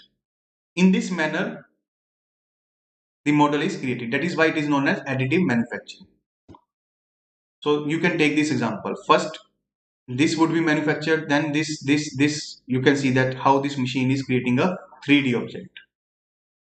You can take I would give you more pictures to make you understand. See this, the additive, first the base would be printed, then the middle part would be printed, then upper part would be printed. That is why it is known as additive manufacturing. In this picture you get the idea that specific customizable products are being created by this machine. Just like you have printout of text, pictures on sheet of paper. Similarly, by using metals, plastic, etc., you can have a full-fledged product itself get print out by this machine. You can manufacture any kind of product by this machine. That is basically the 3D printing is. So its application is in every sector.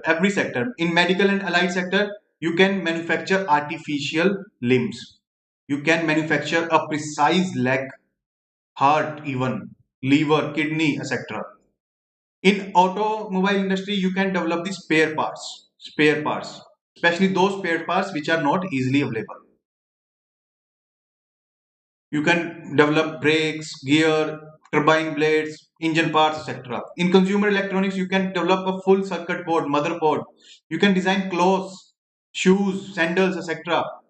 You can develop toys, jewelry arts, etc. through this machinery. Let me show you the pictures. See, this is how artificial heart is developed by this 3D printing machine. See this. See, this is how a sandal design has been built by this 3D printing machine. So fashion designers can experiment with their ideas through this machine. So you can bring into your reality your imagination. You can bring your imagination into reality by this 3D machine. Even a full-fledged house, even a office building could be constructed by this machines. What are the challenges? This 3D printing is very new domain. It is very new technology. So no standards has been laid out for its technology use. There is no certification and qualification norms. So that is why you cannot have this ISI mark, which indicates the quality of that product. So you do not have the certification program, so you are not sure of the quality of the machine and also its products. This machinery is difficult to use. It is not easy to use. That is why industries and government are not ready to push for it. Then there is risk of high skilled worker job loss. Then 3D printer parts are very expensive. Manufacturing cost is quite high. And also there is no guarantee of 3D printed parts. That is why companies are hesitant to use it. There is no guarantee. Automobile industry maximum use the 3D printing technology, but it is facing huge stress because of BS6 engine introduction, electric vehicles, new vehicle development has slowed, so is the demand for 3D printing. Then there is lack of investment. Still, technology is at nascent stage. Not much number of investors are coming and they are investing in this technology. Then in India, there are fewer research and development centers for 3D printing. The West is taking huge interest, but India is lagging behind. What is the potential market? Ministry of Electronics and Information Technology said global market would reach $34 billion by 2024. It is growing at a compound rate of 23%. It is huge. In 3 years, your production would get double. That it means by this growth rate. USA is the global leader. It has captured 35% of the market. It means if 100 products, 100 printers are sold of 3D, then 35 would be manufactured in USA. In Asia, whatever is suppose 100 printers are sold, 50 are sold by China in Asia. Japan contributing 30 and South Korea 10. Where is India? Nowhere. That is why Ministry of Electronics Information Technology said इस बहती गंगा में मुझे भी हाथ हो. I want to have the share of, or you can say it also wants to have a pie in the cake of 3D printing market. That is why it is coming with a policy to promote 3D printing on an industrial scale. So what are the features of this policy? This is basically the current affairs. Rest was the static part to make you understand about the current affairs. It wants market leaders, basically the companies which are being prominent in 3D printing, to establish global bases in India. It wants to discourage imports of printing material, basically under Atmanirbhar Bharat import substitution is also promoted. This is basically the trend we are witnessing in India's trade policy under Modi government. It wants to develop an ecosystem for design, development and use of 3D printing. It wants domestic companies to overcome technical, basically does not have the technical know-how, knowledge, patents, etc. To overcome that, invest in research and development, and also break economic barriers that they do not have sufficient money, etc. for 3D printing manufacturing. We want that our domestic companies excel in this area also. So that is why we want to this also makes a very realistic target. ये क्या होता है? First becomes a shagird, then become the master, then become the guru. First become the chela, assistant. First become the assistant, then become the master, expert. At least first become the supportive and ancillary facility, factories for USA and China. Then we would become the master. That is basically the step by step, a realistic practical approach is being advocated by 3D technology. First, we would provide spare parts, etc. to these factories. Then we would become a leader in the complete manufacturing of 3D printers. So this is prelims question for you. Comes after a long while. Answer it. Then we will move forward towards next topic.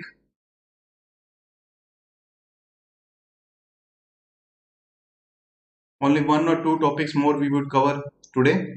Rest we would cover in next class. Don't worry.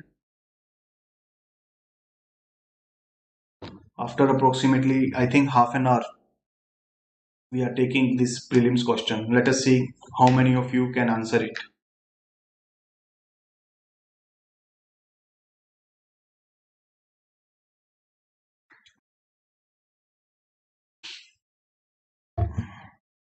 Yes, one answer come from Neelam. What about else?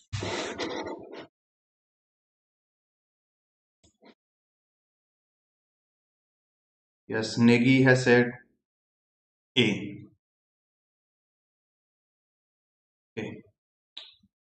Let me give you the answer. Yes. MT is saying A. Okay, let me give you answer.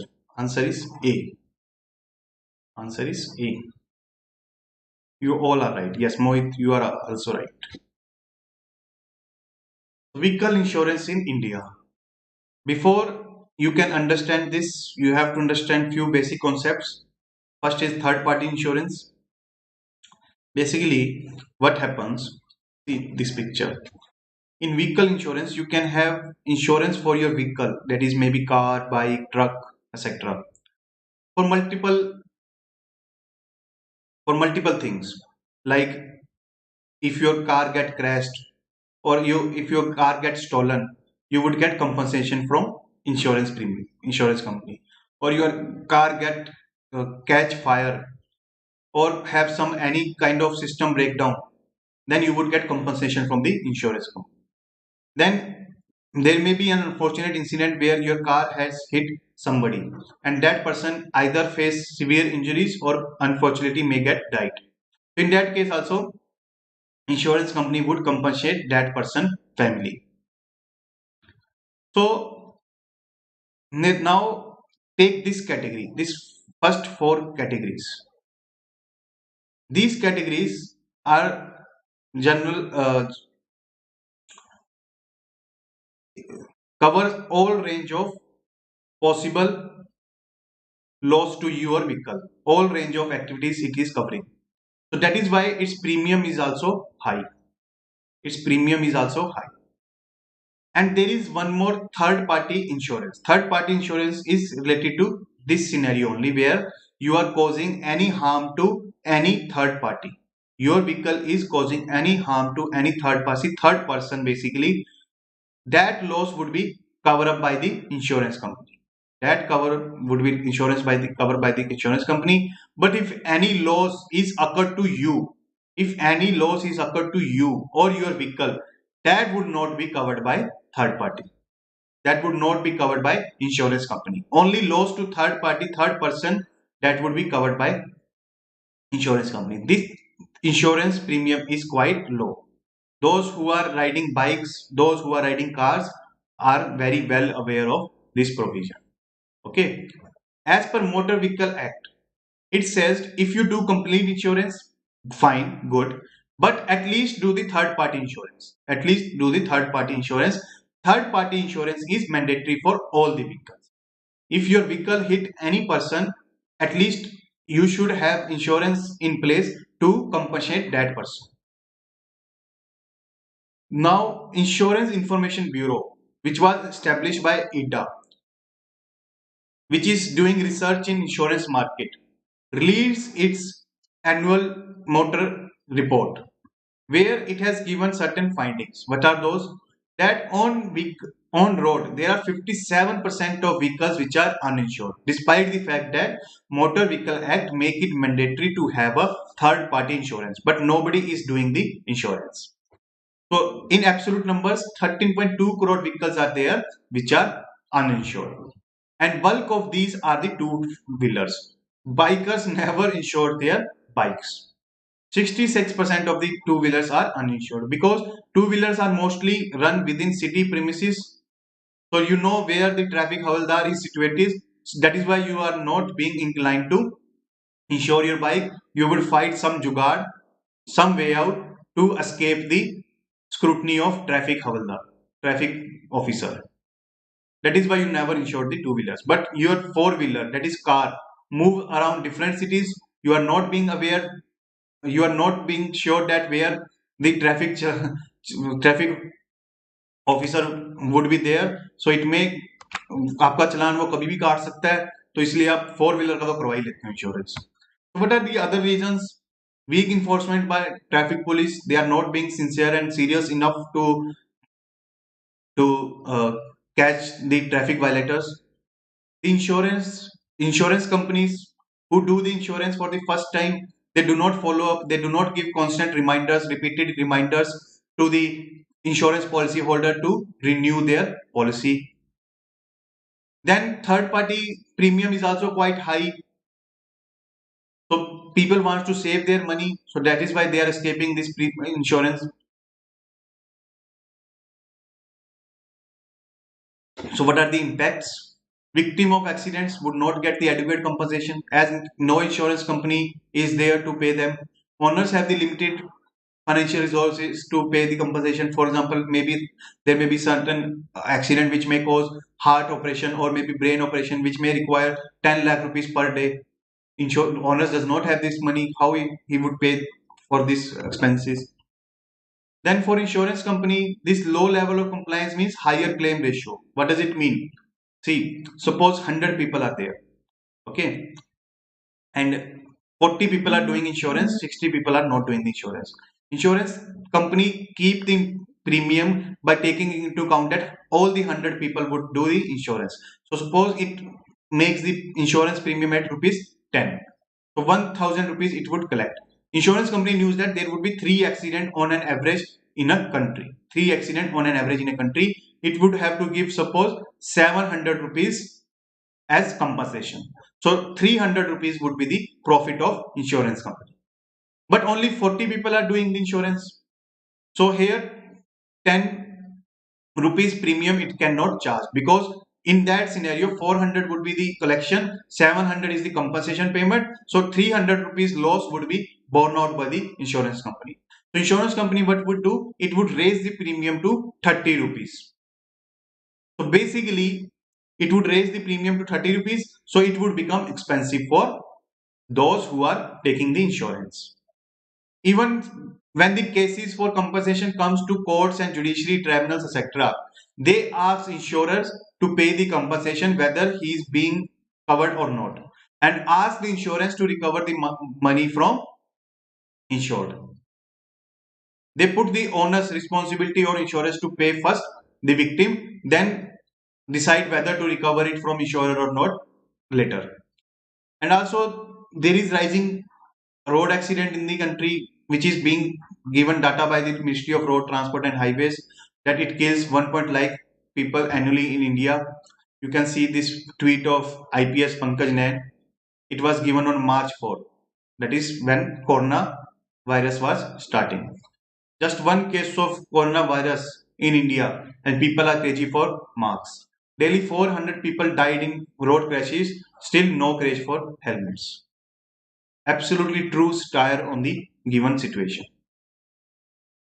Yes, it is mandatory. It is mandatory. Third party insurance is mandatory. So what is the causes of this accident? Because 1.5 lakhs accidents are occurring every day. First is overspeeding. 64% of the persons killed because of overspeeding. Two-wheelers have the highest share of road accidents. Then there is other cases like of drunken drive, not following the traffic rules.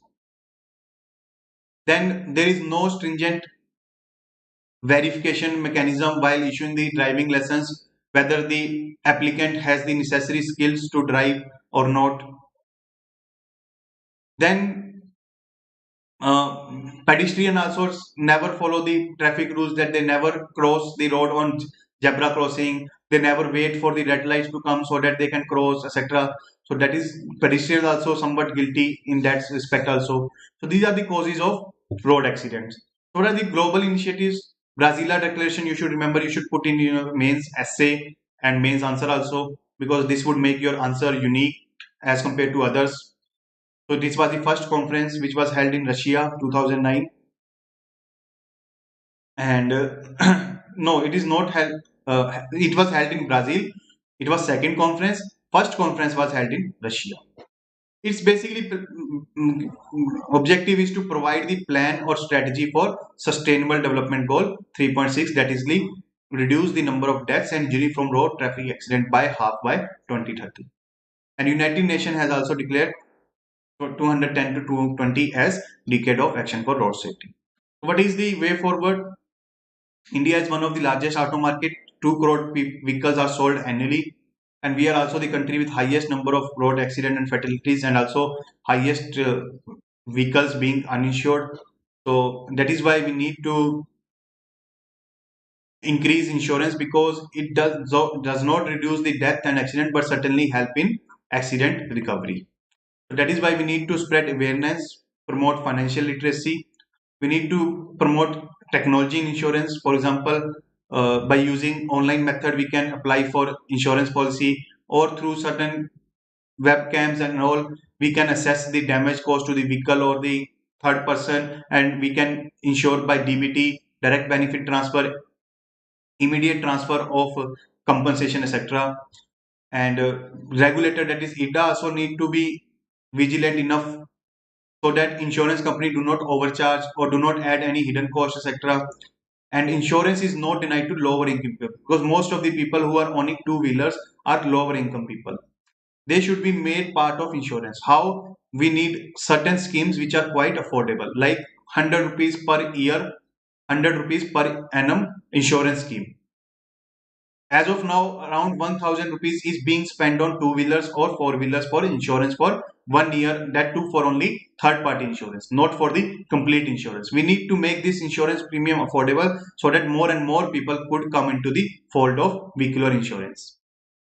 And insurance should facilitate simple online process for buying an insurance product so that intermediaries could be bypassed and their commission could be saved. This is the prelims question for you, last prelims question for the day. So what are the benefits of third party insurance for government or for companies for assured? See, for assured, I think I've already told you, because you would get safety, or you can say some sort of security or guarantee or stability in your mind, that in case you hit any person, that compensation would be borne out by insurance. Okay. Second, for victim, it would be easy for him by getting compensation, timely compensation in post accident recovery. That also I told you. Third, you are asking that for government and companies, what is the benefit?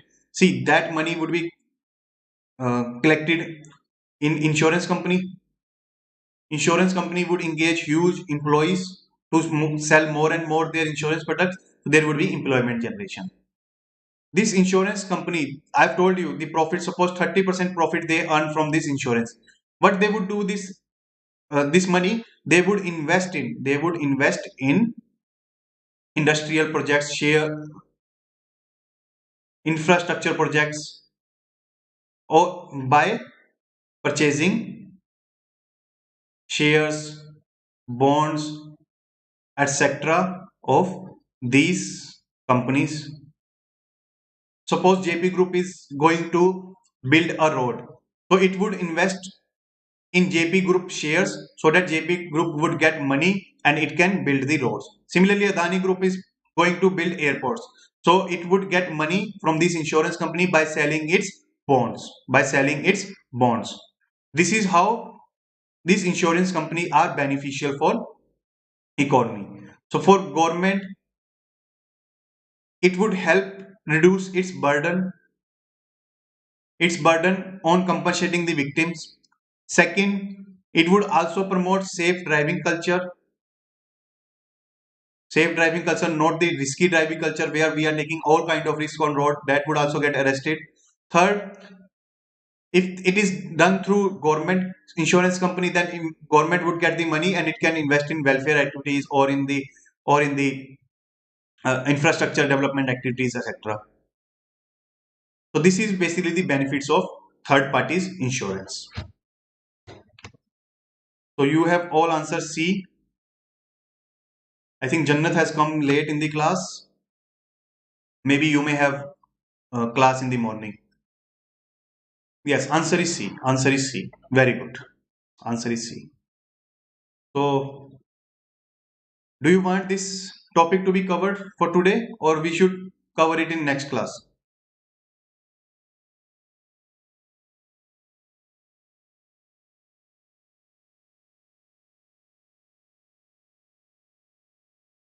Yes.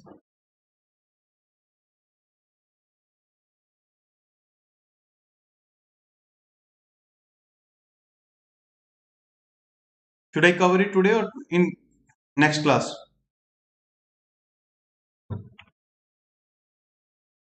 Here, somebody in the group has asked me to explain public consumption expenditure. Okay, Jannat, I got your point. No worry, I'm just asking. Next class. So somebody has asked in the group about public consumption expenditure. I think there is no such concept, but his doubt may get cleared by this topic. His or her doubt may get cleared by this topic. Today, okay, already all are today. Some are saying today, some are saying next class. Okay, this would be the last topic. This would be the last topic, and this is small topic. It is not a big topic. Okay, don't worry. Very small topic it is. So in 2 or 3 minutes we will cover it. Just 2 minutes. So basically, to understand this, you need to understand what is capital expenditure. See, everybody earns income, everybody do spend its money. So basically incur expenditure. That is a universal phenomena in economics. Person engaged in agriculture, that is farmer, earn his income, do expenditure. Person engaged in business, do earn income, expenditure. Person engaged in professions like chartered accountants, doctors, architects do earn income, expenditure. The NGOs have income in the form of donations and also do the expenditure. Similarly, government has the income. What is the name of government income? Tax. And what is the government expenditure? That is on welfare activities, industrial activities, infrastructure activities, and on salary pensions of civil servants, etc. Isn't it? Isn't it the case? Government has also the income and expenditure. So, talking about the expenditure, there are two kinds of expenditure. There are two kinds of expenditure. First is revenue expenditure, and second is capital expenditure. Revenue expenditure is non-asset, non-liability creating expenditure. That key phrase you should remember. Capital expenditure is either it would increase your asset or decrease your liability. What is this asset and liability? Liability in economics simply means property. Property. Whatever property you have, it is known as asset. Hindi में इसको संपत्ति बोलते हैं. Asset means संपत्ति. Liability means देनदारी. हिंदी में इसको देनदारी बोलते हैं. Basically, the amount you owe to others. Amount you owe to others. That is basically the liability. Revenue expenditure, for example, are done on salaries of civil servant. Is it create any liability for government? No. It doesn't create any asset for the government? No. Capital expenditure, for example, Central Vista project. Is it going to create any property for the government? Yes. For example, introduction of computers in government office. It is going to create assets for the government? Yes. That is basically the capital expenditure. Liability, for example, repayment of World Bank loan. It is going to reduce the liability of the government? Yes. So capital expenditure of government can be divided into two parts. First is the very own property of government, owned which is owned by the government. For example, Central Vista program, computers in the government offices, etc. Second is the projects for the economy. Projects for the economy. For example, construction of dam, construction of roads, construction of ports, thermal power plants. That is also part of capital expenditure because it is creating property for the economy. So your whole economy is going to be benefit from this capital expenditure. So this somebody has asked me in the group, that is at Mohit Bansal 258, that sir, what is consumption expenditure? What is public consumption expenditure? So there is two meaning of public consumption expenditure. Public means government. So basically consumption expenditure of government. There is two meaning. First is when government is consuming on its own affairs.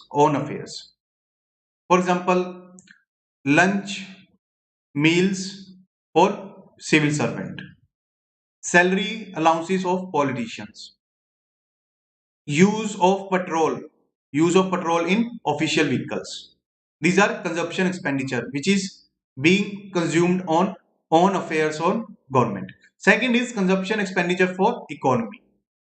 Like government is producing oil for people. Government is producing, suppose, government is procuring food grains for people by FCI. That is consumption expenditure. Similarly, you can divide public expenditure into investment expenditure. Again, own affairs again, it is known as capital expenditure. Basically, the cars, buildings, computers, etc. And also for economy, that is construction of roads, ports, power plants, etc. So is it clear what is a different kind of expenditure for government and all? So you can contact me at Mohit Bansal 258 at Telegram. At Telegram, you can contact me.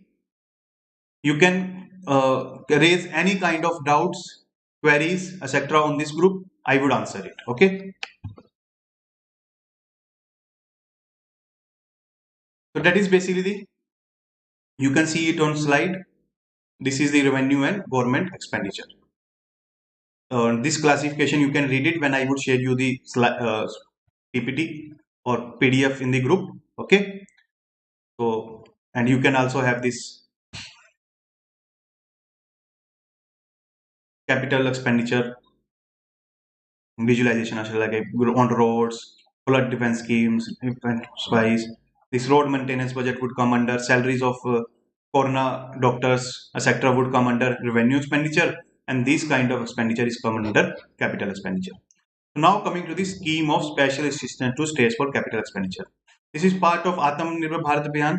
Here government said I would provide you 12,000 crore to states interest free. I would not charge any interest, but you have to return in 50 years. In 50 years. And this expenditure is only for capital expenditure. You have to build roads, ports, etc. by this. So what is the aim? So that state government can spend on capital expenditure. Why? Because it has multiplier effect on economy. The roads would employ laborers, labor would have income from it, and from that income it would purchase the consumer goods like AC, fridge, etc. So whole economy would get boosted up. And also states are facing huge difficulty in their financial resources because of GST. because of GST. Their revenue are facing shortfall. They are not adequately compensated. That is why they are short of money. So this money would be helpful for them. And also because of COVID-19, less income of people. So it means less tax to government. So government pocket also get emptied out because of COVID-19. So it would give a very big relief to state governments.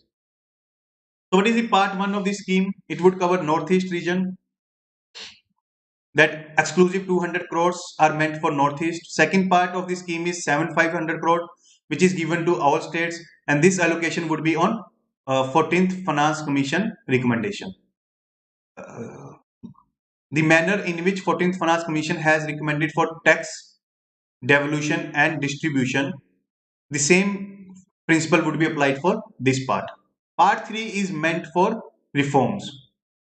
For it, 2000 crore is earmarked. If any state carried 3 out of these 4 reforms, this 2000 crore rupees would be given to them. These 4 reforms are One Nation, One Ration Card. 15 states had already implemented this.